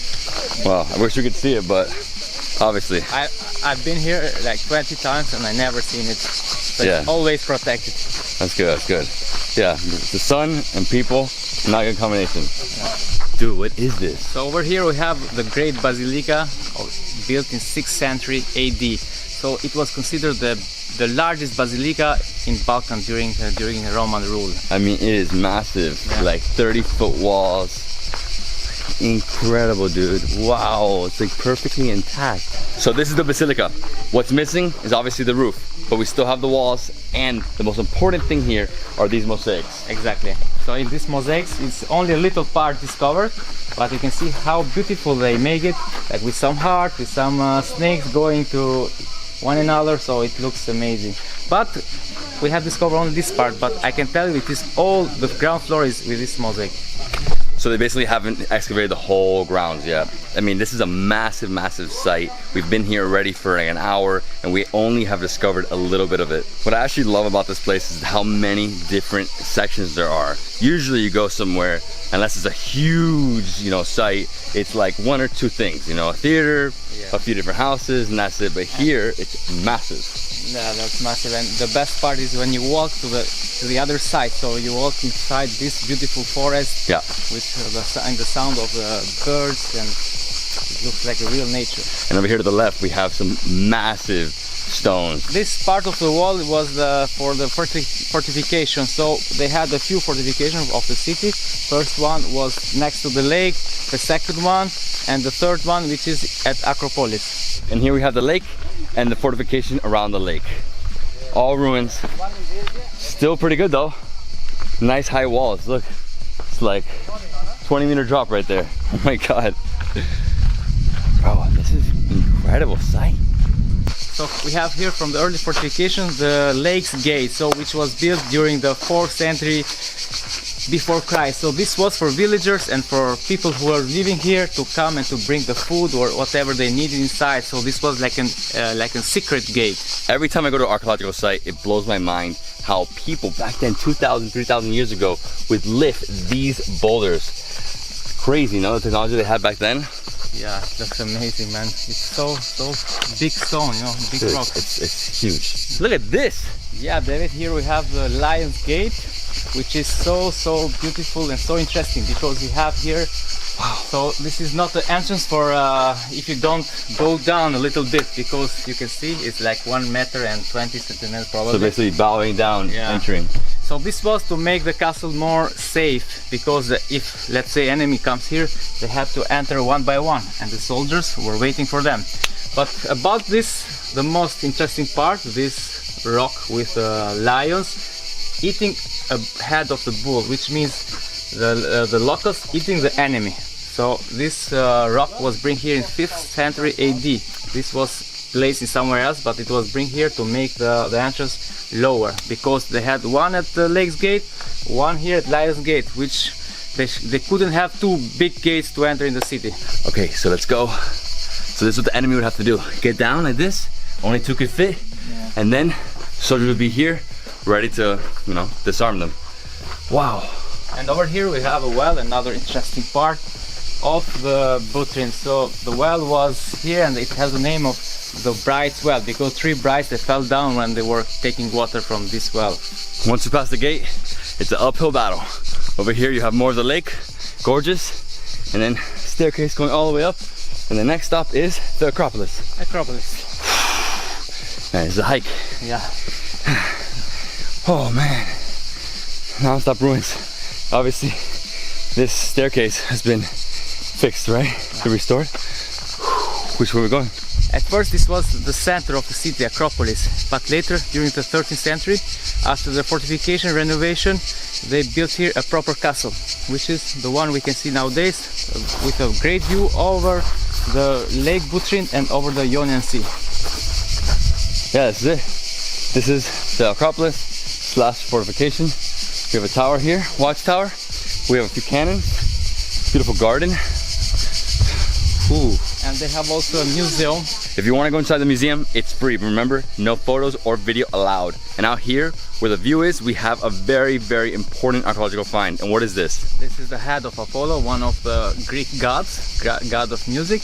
And in fact, the original one is in Tirana, the Museum of History in Tirana. This is a copy, but to let you know how it looks like. So if you see it from this profile, it looks like a man. If you see it from in front, it looks like a woman. So that was a great art during that time. All right, so we've explored all of Butrine, spent like 90 minutes going around. Now we're going back to the beginning, to the entrance, and there's one more thing to see, and what is it? So over here we have the Venetian defense tower overlooking the canal of Vivare to protect the city from enemies who were coming with boats. Yeah, because we are at the entrance of the sea and the canal. So right here, everybody had to go through to get into the canal or into the lake, and then out to the sea. All right guys, I think we're done here. It's been a great experience. Love this archaeological site. You have to come when you're in Saranda. It's only a 30-minute drive, and down here, there's so much more to explore. We're going to the beach now. Okay guys, so we didn't come here just to see it. We're going in the water. I didn't bring a bathing suit, so I have to buy one. Luckily, there's a little kiosk right here to buy a bathing suit. That's original Adidas, $10. Okay guys, so it's gonna cost me $10 to buy these. I'm getting a large just in case because I've eaten a lot of food on this trip. Yeah. Alright guys, we are ready for the water. This place is gorgeous. I cannot wait to jump in. And if you want to rent an umbrella with 2 chairs, it's 12 euros because we are in the most like famous spot, the 3 islands. If you go a little farther, it's like 5 euros, a little less. Unfortunately for us, we only have like 20-30 minutes to be here, so we're just gonna jump in the water and that's it, just swim. That's it, yeah. Okay. Just try it. This water is ice cold. For the sun, it's perfect.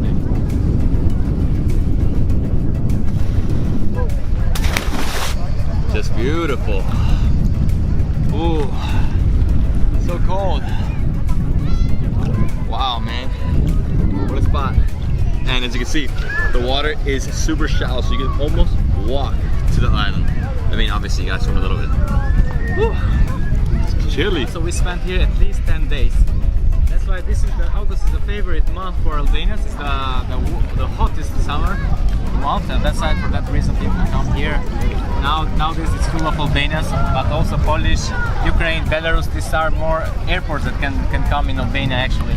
This is the Instagram spot, huh? Got models all over here taking pictures. All beautiful Albanian models.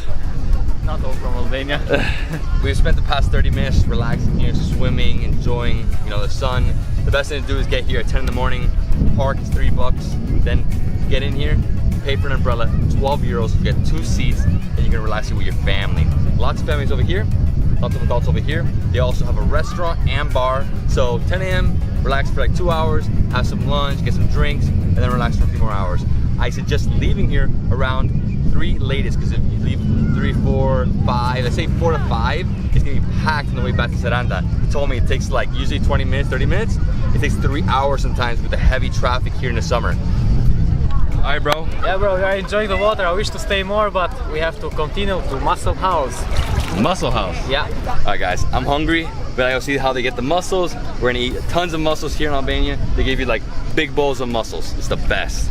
Let's go. Fantastic. And it's only what, like a 5-minute drive right here? Yeah, 5-minute drive. We'll be in the Muscle House. And here we are, Muscle House. I'm ready for some mussels.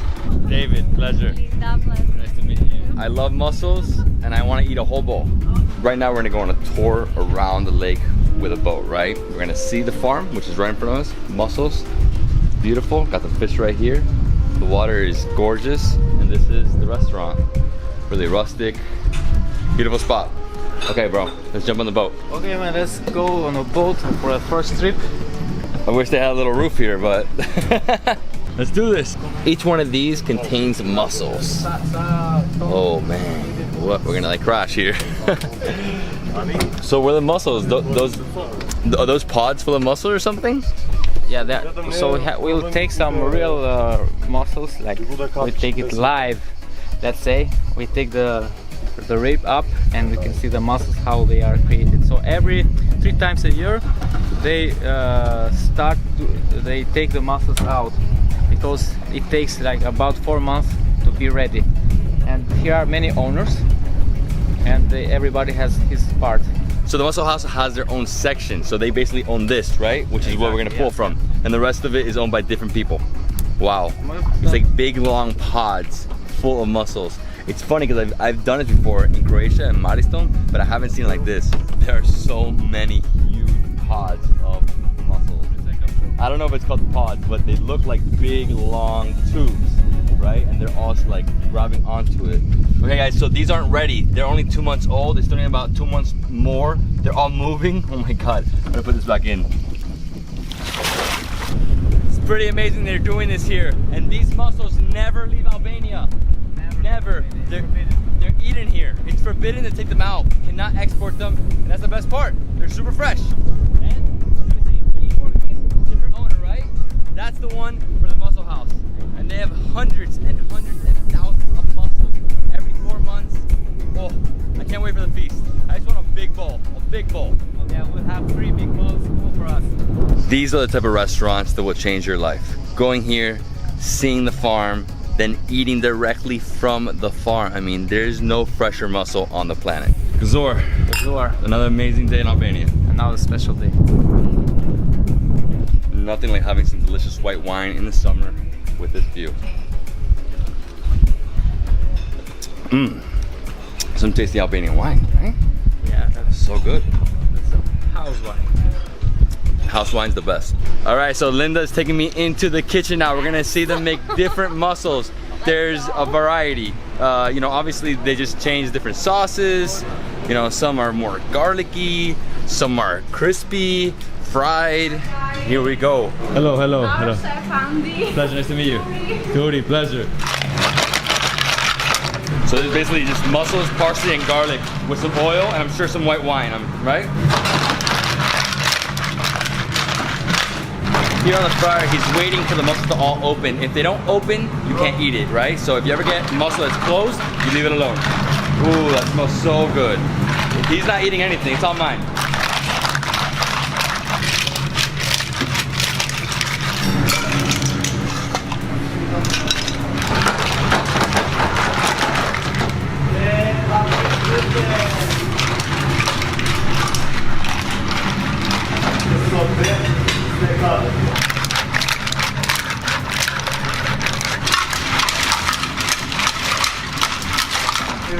They're all mine.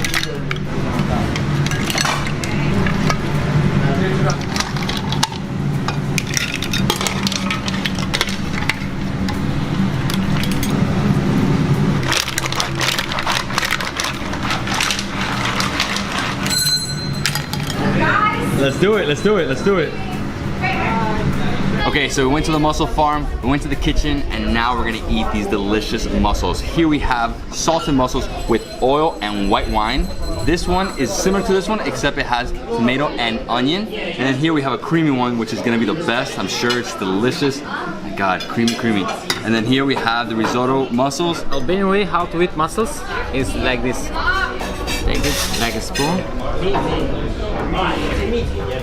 That's how you eat it? Yeah. Use this to grab. The salty ones are good.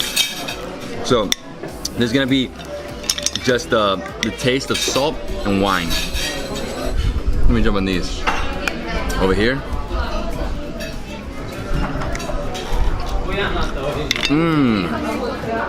Oh, the tomato and onion definitely give it a nice like burst and a little sour.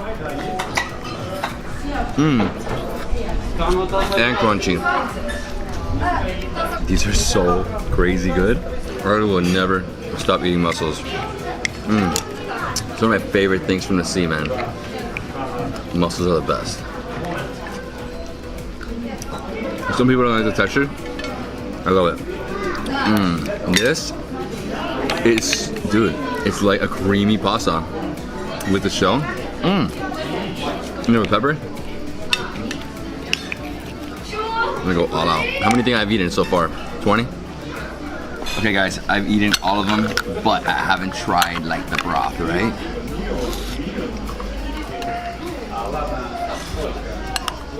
Oh, this one's the best. This one's, it's like a straight up vegetable seafood soup. And over here, this is more white wine. And on the bottom, there's a bunch of mussels. Oh, this one's tangy. Yeah, because obviously they have a lot of lemons in here, so I'll get a little bit of that. And this one, that one's straight cream, man. Straight cream. Right here we have the risotto. So I'm just gonna get some of this. Let's try some of the rice. Oh man, I like the rice. And rice is not produced in Albania anymore. I love it. It's a super creamy, super moist risotto. Very different from like paella, regular rice, biryani. So David, Albanian style continue. So also we don't need a spoon for the soup. We have this.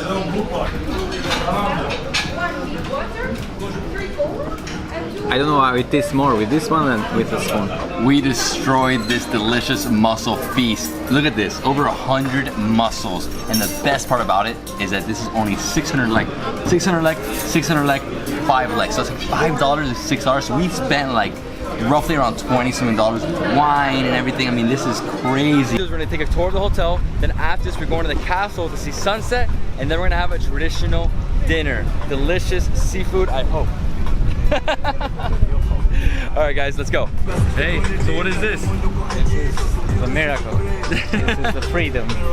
So this part of the resort is basically their beach. So they have their beach area, and then you go up into all the different pools. I mean, huge resort. At the top, you can see that is their infinity pool. It is incredible up there. You can go there, you know, during the day, relax, have a few drinks, or you can go at night, and it's more like a lounge area, right? Very open, incredible spot. You look over the entire city from there. So as we make our way up, we're passing some of the villas here, and these are the flowers. So Bougainville means flower, right? And this is it. This is the flower we're talking about. We actually have this in Miami, so very similar. One thing I love about my resort is they have a spa. This is an extra €10 per day, but you have everything here. Let's check it out. This is Hammam Butrinti and Spa. As you can see, we are there is all handmade materials. It is all full mosaics. It is inspired by the traditional Albanian history, let's say. Now we will go into all the products that we have here in Hammam Butrinti. Here is a bio sauna. We have the ice room, sauna, and we have the snow bath. The snow bath? Snow bath. What is that? So ice comes out of here? Yes, ice comes out of here. Oh yeah. So you can do it. You scrub it on yourself. And I love this, by the way. I love how it's like ancient / like modern, yes. Right? It's a good mix. And everything here, as you said, is handmade. What I love about the spa is they have a hammam, a Turkish bath. Look at this place. Ooh. And next up, we have a jacuzzi. So there's like a flower? Or like, yes, yes. Yeah? It is like a flower. So you have mosaics. Yes. It's warm. It's perfect after the sauna. After the sauna, you will chill here. This is great. So each one is for a person. It has a capacity of 5 persons. Here we have the lady saunas, and here is the emotional shower. So the emotional shower is basically rocks on the bottom, so it gives you like emotions while you're stepping on it, right? Yes, I've actually done this before. It's like, it's crazy because it feels weird, you know? Yes, yes. Full of emotion. We're going to the second level of the spa. Here's like the massage area. And here, as you can see, there's mosaics. And these are all basically pieces of recycled bathrooms from many different places around the world. Look at this. Love the colors. Feels like you're walking through like under the bottom of a boat, you know? Yeah. It's cool. That's like a window of a boat. So except the spa, here we have the 2 beds for massage, and here they do every kind of massage, like Thai massage, relax massage, therapy massage, everything. So it's amazing. You need at least 3 days to enjoy the facilities, the benefits of the hotel. We are in the VIP area. So this guy, my man, we're back. Infinity pool overlooking the entire sea, the city. So as I said, this is a 365-degree view, amazing rooftop terrace. You have the infinity pool, you have jacuzzi, over here you have the bar, here you have like 4 lounging areas, some chairs, and that's it. But the view, can't beat it. Epic. Corfu right there. Yeah, Corfu right there. Sunset here is the best. Another thing. All right, you're gonna jump in the water? Yeah. Let's go. And this is what you do here. Come up here, relax, have a drink, chill by the pool, look over the entire city. Nothing better. Dude, insane. Wow. This is a different world. People have no idea about Albania. And when you see this, you're like, dude. Speechless. Speechless, yeah, speechless. Everything is so affordable, it's relaxing, people are friendly, food is delicious. I agree totally with you for everything. So it's first, like, I like my country, but like this trip I love it more. You know, I've seen the best of Albania so far, the best dishes, the best meals, everything. Alright guys, after an hour relaxing in the pool, we are ready to go out to see the sunset, the castle, and then we're going to dinner. This is actually not the center of Sarande. This is like a little more south, going to Samil, right? Yeah. So we are going to have the best sunset of Albania. So we made it here to the castle, and as you can see, you're looking over the sea, the lake, the hills, the mountains. My God, what a view, bro. What a view. This is the best view of the Ionian Sea. So you can see the Butrint Lake, the Ionian Sea, the Xamil you can see from here. The city, you will see it in a few moments. So is there a restaurant here? Yeah. Okay. So there's a restaurant, you have a souvenir shop, you have some walls. It's not just a castle. Yeah. It's like an entertainment venue here. Once you enter the castle, walk through the restaurant, go to the very end, all the way to this area, which is basically where the defense tower, right? And from here, you get epic views over Saranda. You have the sunset behind us. You have Corfu, the sea, just beautiful. So, I mean, this is what you should do. Right now, it's summer, it's sun setting at around 7:15, 7:45 in that time frame, right? Yeah. And it's a little overcast, but still, you're gonna see it right there. And yeah, that's what you do here. You come, see that, have a drink. If you want, you can stay, have some dinner at one of these restaurants. Just one restaurant? Yeah, just one restaurant here, but they have a lot of, they have a folklore show after 8 o'clock, so you can enjoy time here and with a great sunset. Okay, so the sun has come out, it's setting. Beautiful. As you can see, there's tons of people here. Everybody's super dressed up. I'm guessing they're here to have dinner. So they're probably gonna see the sunset, have dinner, hear some music, drink some drinks, enjoy the food. And yeah, guys, I mean, this is what you have to do when you come to Saranda. I mean, the one thing you can't miss out on is coming up here to the castle and seeing this beautiful sunset. I mean, the views are just epic. I've seen a lot of sunsets here in Albania, but this one for sure is my favorite. I mean, the view, the experience, just beautiful. This restaurant's huge, massive terraces, right? So you have 2, 3 different levels actually. The first one over there, this one the main one, and then over here to the side, another huge terrace. And I'm walking up to the walls. Here we go. Beautiful. Ah, this place is incredible. Wow, history, beauty, sea, mountains, farms. I'm just telling you what it is. It's real, amazing. This is ridiculous. Yeah. The view right here is actually the best. Like that one was cool because you see the city, but this one I love it with the walls, and you see. It's a private tower. It's a private tower. So where's the Rakia? All right, so you ready? I'm ready for Rakia. We're going for dinner at Taverna Pupi, one of the best, most traditional ones. My friend Gazor. Gazor. He loves that Albar beer. Elbar. I like the Rakia. Oh, whoa. This is different. Yeah, it's a little tasty, like smoke. Really? Probably put it in a barrel. All right, guys, time to step into the kitchen and see how they make some of this fish. My friends and chefs over here are making 2 different delicious seafood dishes. One's a pasta, one's a risotto, and they're also grilling some squid and some shrimp. He actually added something very unique there. It was like almost like a marmalade glaze on top, honey style. Looks fantastic. What is it called? That was octopus sauce. He's making misto frito. It's my favorite. It's just a mix of fried stuff from the sea.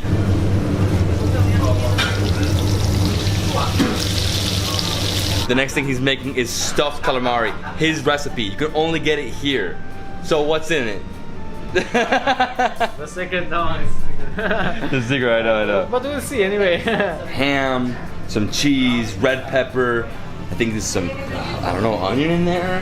Hey, it looks so good, so good. And then he's gonna fry this, right? So once they're ready, he puts toothpicks through them to like close them, and then he stabs them a little bit. And then he fries.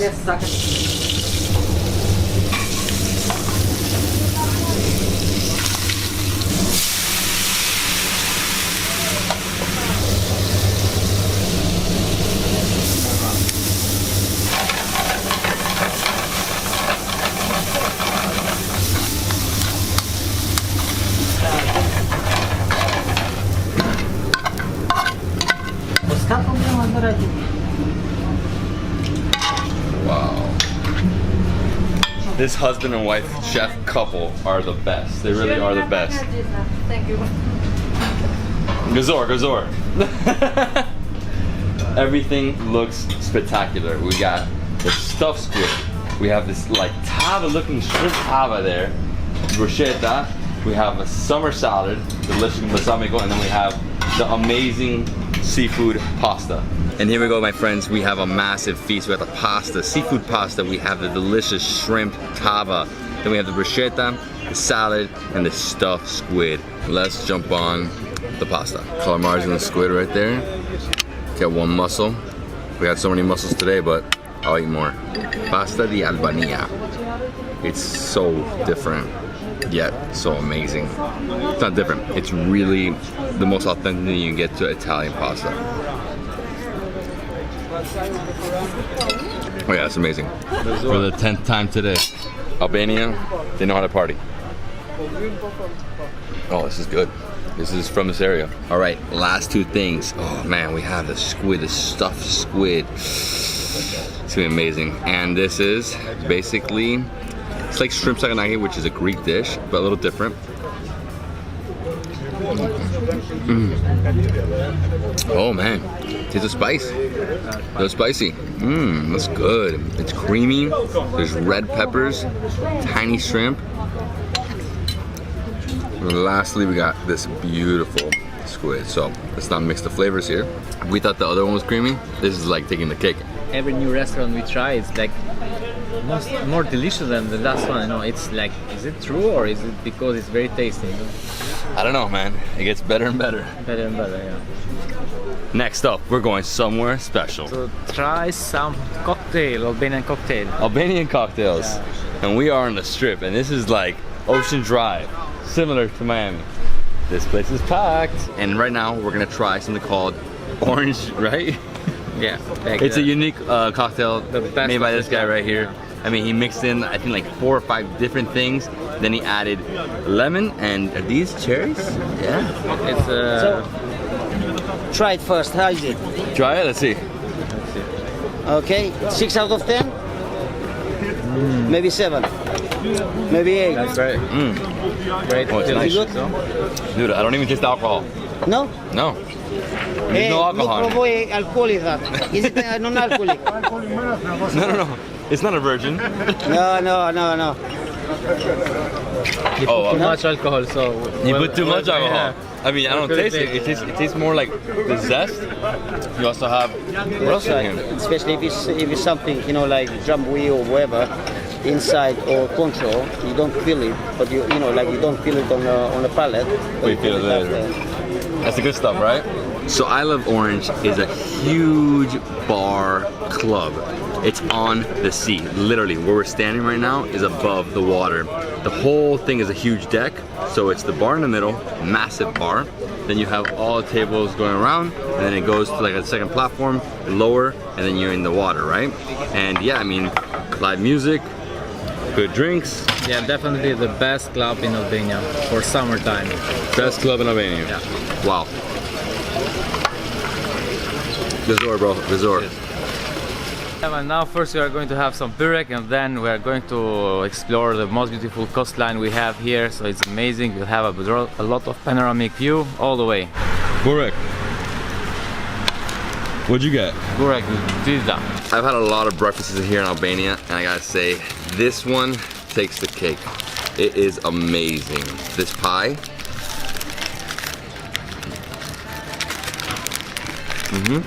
It's a cheap breakfast. It's typical. You can find it everywhere in every city. Many Albanians have this kind of breakfast, and I can say this is the cheapest in the world, cheapest breakfast. It's this and this together. They together cost 70 cents. Wow. 0.7. Yeah, so like you said, this is lala, right?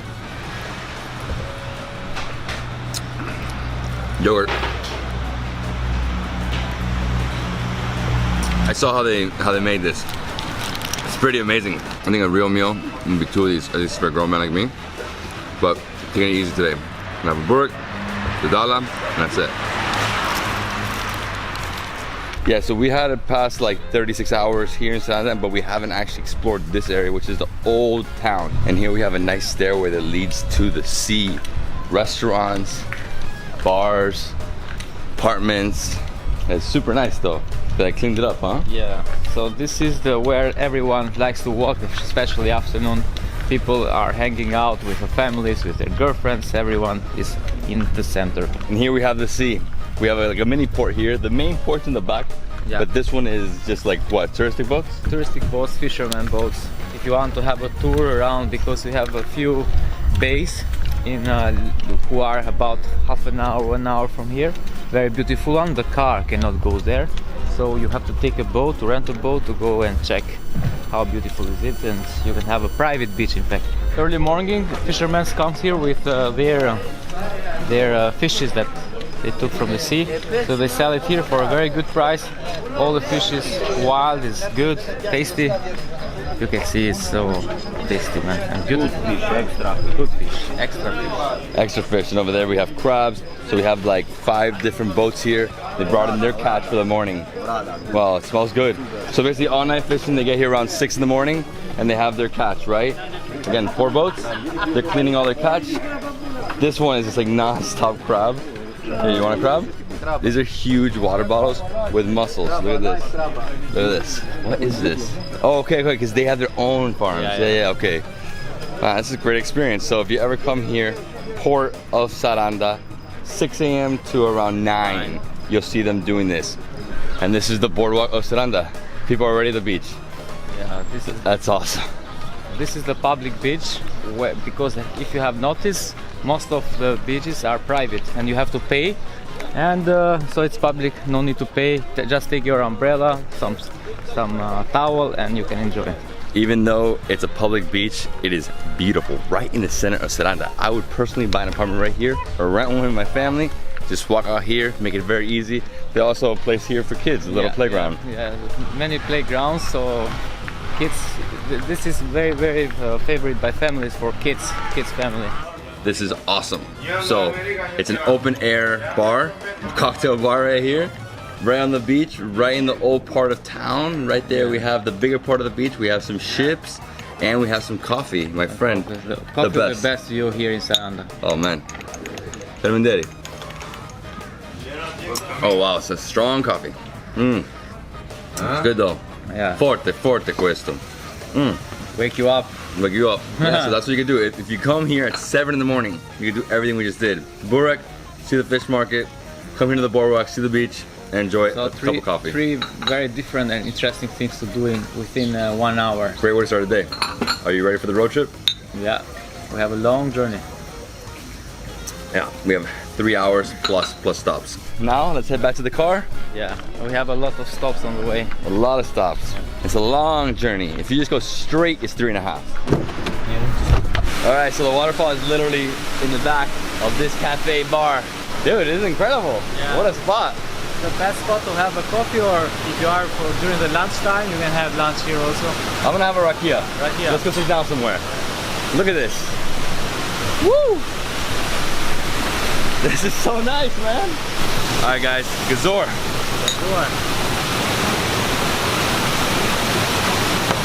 Perfect. Yeah, here's nice. I think it's plum. It might be plum. Wow, this, there's a sound, nice air coming through. Like we're sitting here in the heat with this air. Amazing, bro. Super. What else you need more from life? It's the best life. Every single day in Albania is an amazing day. Drink raki, enjoy the scenery, come here in summer. Summer in Albania. This cafe bar is called Borshi Waterfall. Borshi Waterfall. So that's the name of it. Obviously the waterfalls cascading all the way down. You have lots of different tables up here, more tables over there, and beautiful breeze. And the rakia costs 100 lek per, so $1 each. We're gonna continue this road trip. I'm excited. Albanian Riviera, bro, the best. Much more to see, man. Much more to see. This is Albanian Riviera. Get used to it. Let's continue. This is the best. I can't even believe this place. I'm super happy I did this. Remember guys, Borsh is only an hour drive from Saranda going north. Let's continue. I mean, this is just stunning, bro. Stunning. Blue, the sky blue. And here we have a castle. Isn't that crazy? Yeah, it's Albania, man. It's like you can think. So this is Porto Palermo Castle. It was built by Ali Pasha Tepelana in the early 19th century. Scorching hot. This path going up is a pure rocky path. I mean, super jagged edges. Bring some comfortable walking shoes. I would not suggest coming up here in sandals. We don't have any documents that prove that this castle is built by Venetians, but from the structure it looks like it's a Venetian castle. If you remember the castle in Butrin, triangle castle is same form. But the only documents we have, we know that this castle is built by Ali Pasha Tepelena during 18th century. This was used by Ali Pasha Tepelena for his soldiers, his wife, and his fun, for himself to have fun, because he had a harem area. We'll see it later. But what is interesting, during the communist time, this was converted into a storage place for oil. For example, you can see here, this is original Italian writings, like cucina. So it was a kitchen during the Italian, when they come here during the Second World War. But during communist time, it was used for diesel. Naft means diesel. So this room was for diesel tanks. This place is so different. I haven't been to a fortress like this. So this is more than just a castle. This is more of a home, lots of different rooms. I think there's like 9 different rooms here. And over here, we have a view. The balcony, Ali Pasha built for his lover, his wife. So she needed to take a breath because she was staying all day inside, and she asked for him to build a balcony, and she built this one. This is really incredible. I mean, he built this terrace with this view. I mean, the view. If I lived here in the 19th century, I'd be in that water every day. Well, I don't know if they wore bathing suits back then. This is a straight up labyrinth, man. How do you even know where anything is here? So the best part of the castle is the terrace, which is on top, and there is the best view, and we can see all the Ionian Sea and everything. Everything looks the panorama view. So here we have the room for the soldiers, and right in front of it we have a stairway going straight up to a panorama view. Woo! So the best view is from that side. Beautiful terrace, huge. The interior feels small compared to this. This is just ginormous. What a great place, because here it's like you can do both. See history and go to the beach. And this is the best for yoga. I can sit here, all the seaside is in front of you. Amazing. It's a hot zone for sure. Super scorching hot. Obviously it's ruins in the hottest time of the year, August 15th. It is boiling right now. Wow, but I gotta say, this is super impressive. I mean, fort here in the middle of a bay on a small little peninsula with a beach, incredible views, super crystal clear water. This is Albania. Can't stress it enough. We just finished with the castle. It was epic, but where to next? Next is Himara, man. It's 10 minutes away, so it's another version of Saranda, but it's much smaller. Okay. Himara town. There you can find beach, restaurants, bars, clubs. Everything you need to relax yourself. 10 days, 15 days, whatever. Wow. I mean, another epic spot. I'm sure people go there for like nightlife, right? Yeah, it's very nice. A lot of beaches around. And it's only 10 minutes from here. 10 minutes from here. Perfect. So we off the car and we came here to Hotel Dima. This is a good restaurant for lunch, but also for accommodation. You have the sea just a few meters away in front of it, and you can enjoy a good time. Hey, Bizar, bro, Bizar. Albanian Riviera, driving along the coast, stopping for some raki, jumping in the water. I mean, no better feeling. I'm becoming Albanian, straight up. Who else can drink this at 10 in the morning?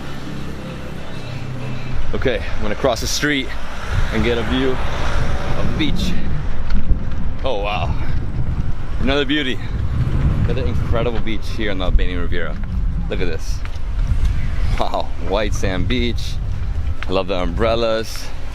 The mountains over here, you got boats.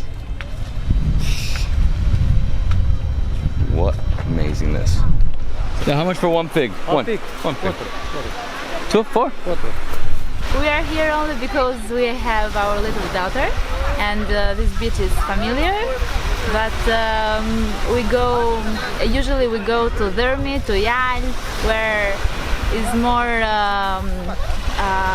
the night life is more active. Exactly. Yes. Okay, I'm sorry, what's your names? Erlin. Erlin. Erlin, and you? Gage. Nage, okay, perfect. So they're saying this is a great family beach. So, but there's also nightlife here, from what I heard. Here in Potam. In Potam? Yes. And in the other side, it's Laman. It's called Laman Beach, and it's more for the young people.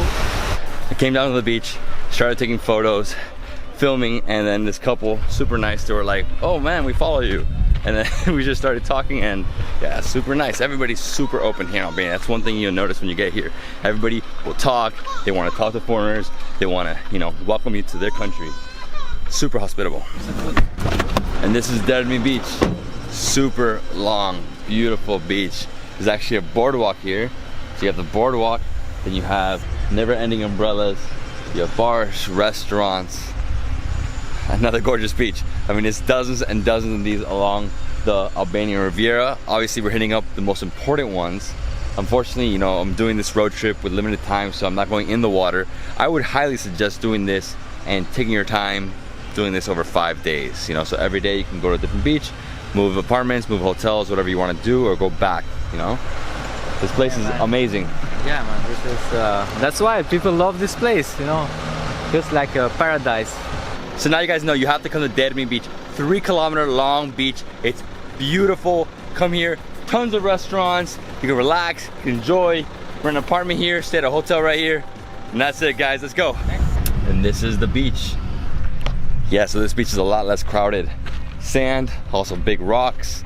Then when you get closer to the water, it's just pure rocks. And everybody's spread out, right? So most of these people brought their own umbrellas.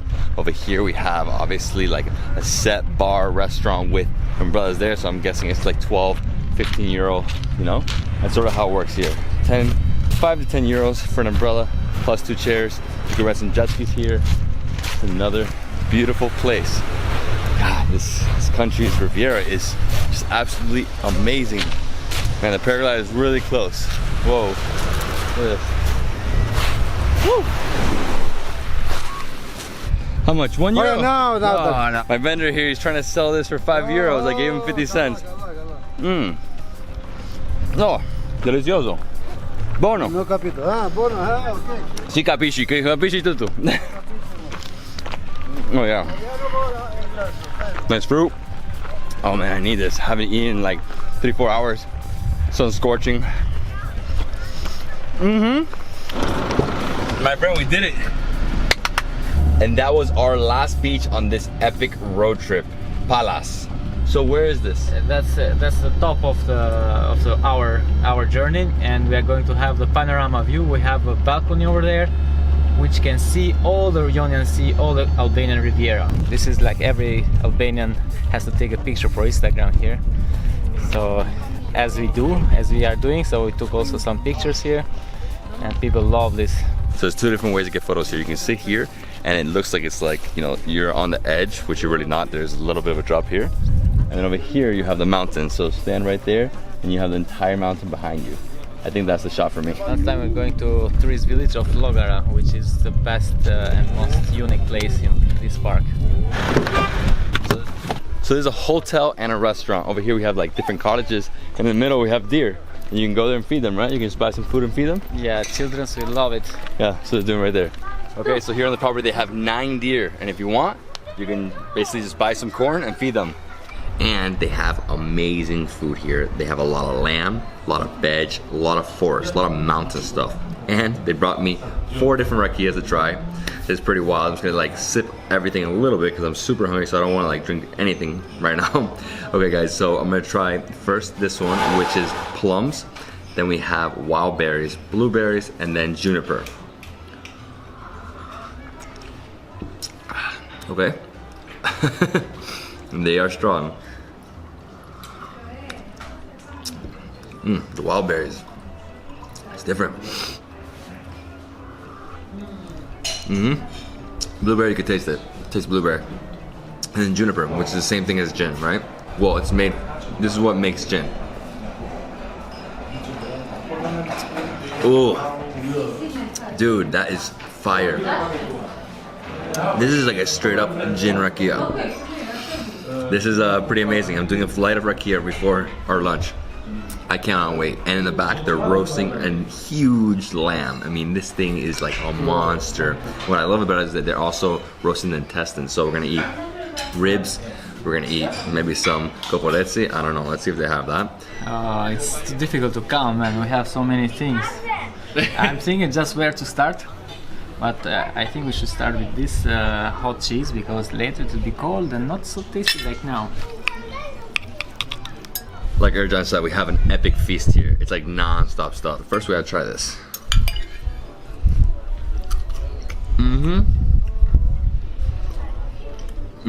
Grilled cheese in the tava. I mean, there's so many things. I know we should jump on the salad, but let's do this, man. There's ribs. Before it gets cold. Yeah, can't get cold. It just falls apart, man. Oh, I love it. Feel the fat. Going nuts on this thing. Oh my God. Next up, I'm gonna try this amazing pepper like paste. Oh, it's so amazing. I can smell it. It's gonna be a little spicy. Look at that. And this is what you eat in the mountains. Always a meat feast, including veg.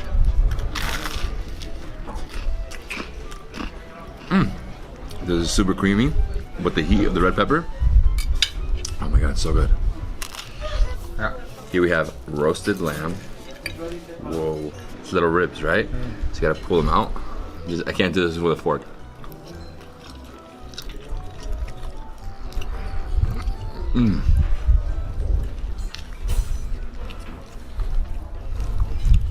It's delicious. If you like lamb, you will die here. This is one of my favorite things about Albania. Lots of lamb. Look at this piece. Look at this. Let's take it apart. Look at this flesh.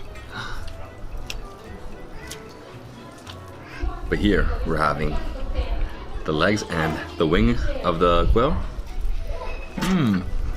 Oh, sweet, man. And next I'm trying their special burek. It is super packed with cheese, nice and doughy.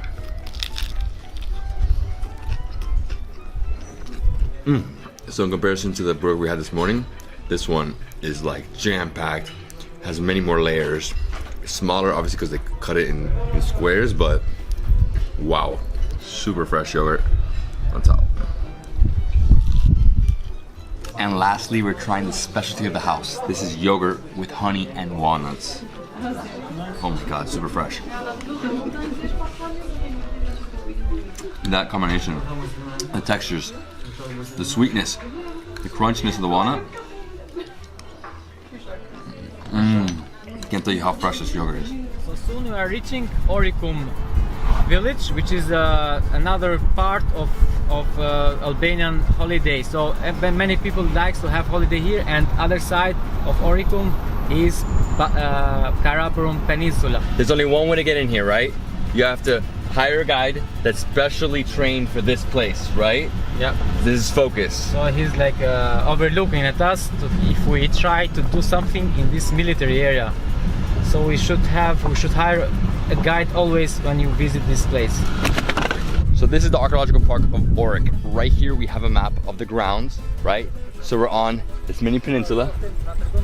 Incredible. So we're starting right here, and this is the ancient ruins. So David, something you have to know about this place is exactly here took place 3 fights between Pompey and Julius Caesar.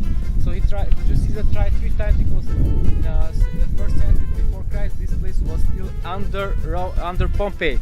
And when Julius Caesar tried to conquer this, he lost 2 fights, the 2 first battles, because he tried to come from the sea.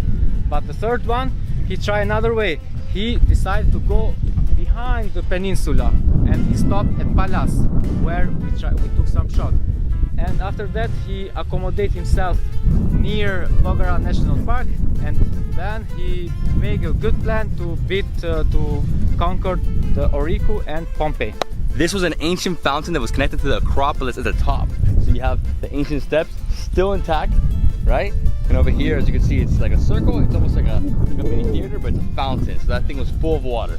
Next, we're going to check the north gate. So this archaeological park isn't completely excavated. There's actually like only pieces of it right now that have been excavated. But he said next month they start again. hopefully they discover way more, because there's so much here, right? I mean, there's stuff here, there's stuff over there, and in between, for sure, there's other statues, houses, gates, etc., walls. Last month when I was here, they found, I was asking them, and they had found a lot of pottery. But so far they haven't yet found any huge statue, but for sure inside it has too many. And this is the gate. Unfortunately, it's still pretty much in ruins. I mean, huge rocks, wall. Here you could see where the entrance was, but I mean, it's fallen. Sitting here for 2,000 years, you know, nature takes over. The ground gets covered with dirt, eventually grass, trees, everything starts growing, and then you lose the city completely. That's why so many archaeological sites have to be protected by UNESCO or another organization in order to get funding to clean it up and excavate and keep it perfectly intact. This gate, northern gate of Archaeological Park of Oriku, was mentioned by Julius Caesar in the year 48 BC. Next up, we're gonna see some of the houses. And these houses are like in the rock. Okay, so here we have one of the houses. So all the houses, Oriku was built in this kind of architecture. Many houses inside the hill. And you can see that it was paved with bricks. Every house had a well, and the roof had a system that collects the rainwater and comes all in the well. So the well is still existing today in the perfect condition. I don't know if there is water inside, cannot see. Yeah, there's no water, it's summer, it's dry. My turn to try to lift this. Oh, wow, this weighs a lot. Yeah, and it's dry. All right, let's continue. Let's see some more. In the center of the town, we have this huge stairway, basically their Fifth Avenue, right? So we have houses over here, and this massive, very wide stairway. It'll go all the way down. So fountain, Acropolis, housing, and all these houses were carved into the rock, and every single one of them had a well. Super smart. Where to next, bro? Next is Zvernets Monastery, another beautiful piece of Albania. Let's go.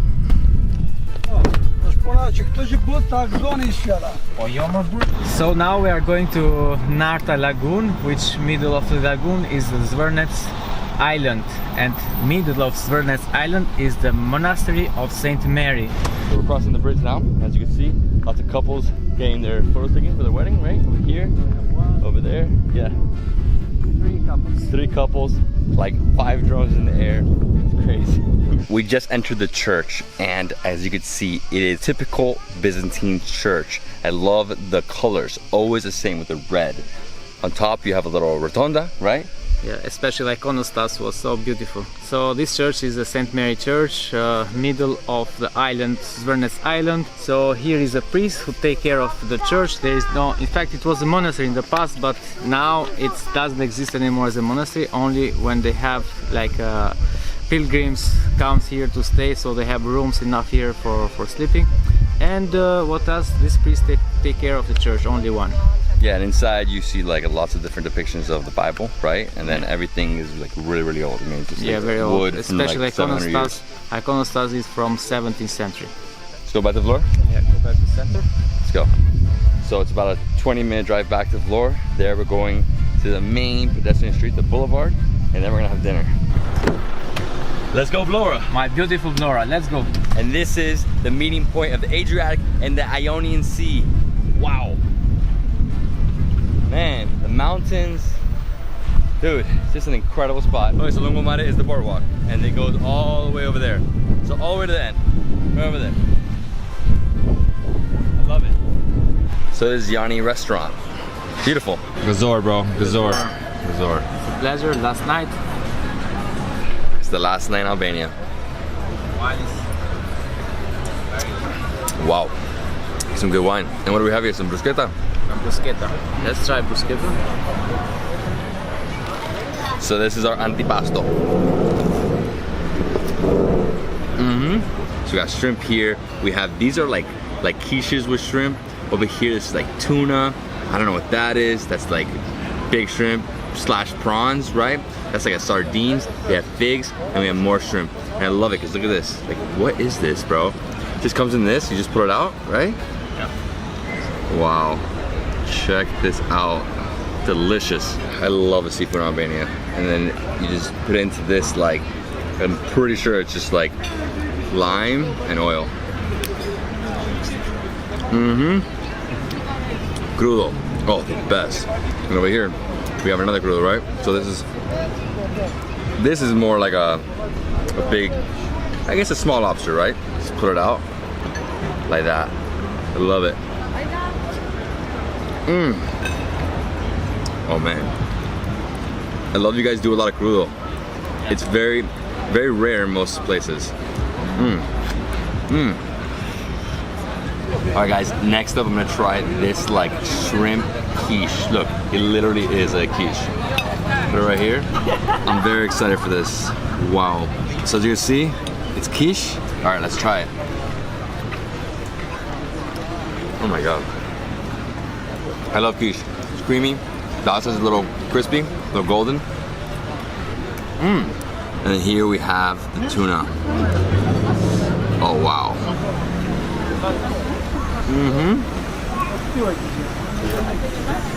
Oh my god. Fantastic. So it's a delicious grilled tuna.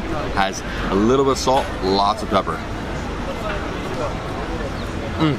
Every single one has given me a different flavor, different taste. Some of them are zesty, some of them more salty, more peppery. All right, so always do this, right? Take it apart. This is more like a prawn. This is a big one, all right? Super salty. I personally love eating with my hands. I enjoy it so much. It gives the food the flavor, a better flavor in a way. You know, that's what they say in India. Well, that's bye, guys.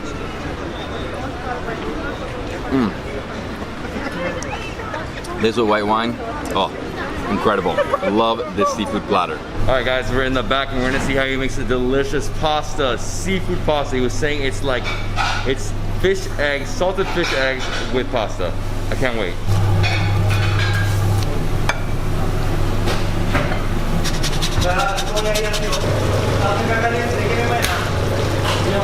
Che è questo? Questa è rana catriccia. See the monkfish. Yeah, monkfish. Oh, I love this one. So they buy everything fresh. Nothing is frozen. That just came in. The monkfish, literally the vendor just brought it in, the fisherman, he bought it, and it's here, fresh, ready to serve. All right guys, so I saw how he made a bunch of stuff over there. But what we got here is the gnocchi with vegetables. Looks creamy, delicious, and right here, got some new white wine. Oh wow, it's different, right? No idea what that is. Part Pinot Grigio. My friend Gazor. Bizar. Bizar. All right, I'm excited. It's been a while since I've had gnocchi. This one is creamy. Oh, it's good, man. With some carrots, asparagus.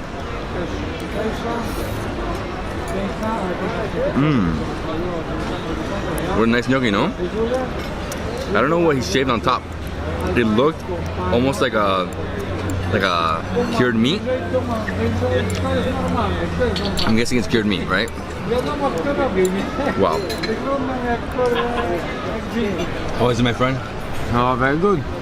But we are a bit full, but still tasty. That's why I'm eating, because it's tasty. To my last night in Albania, Gazor.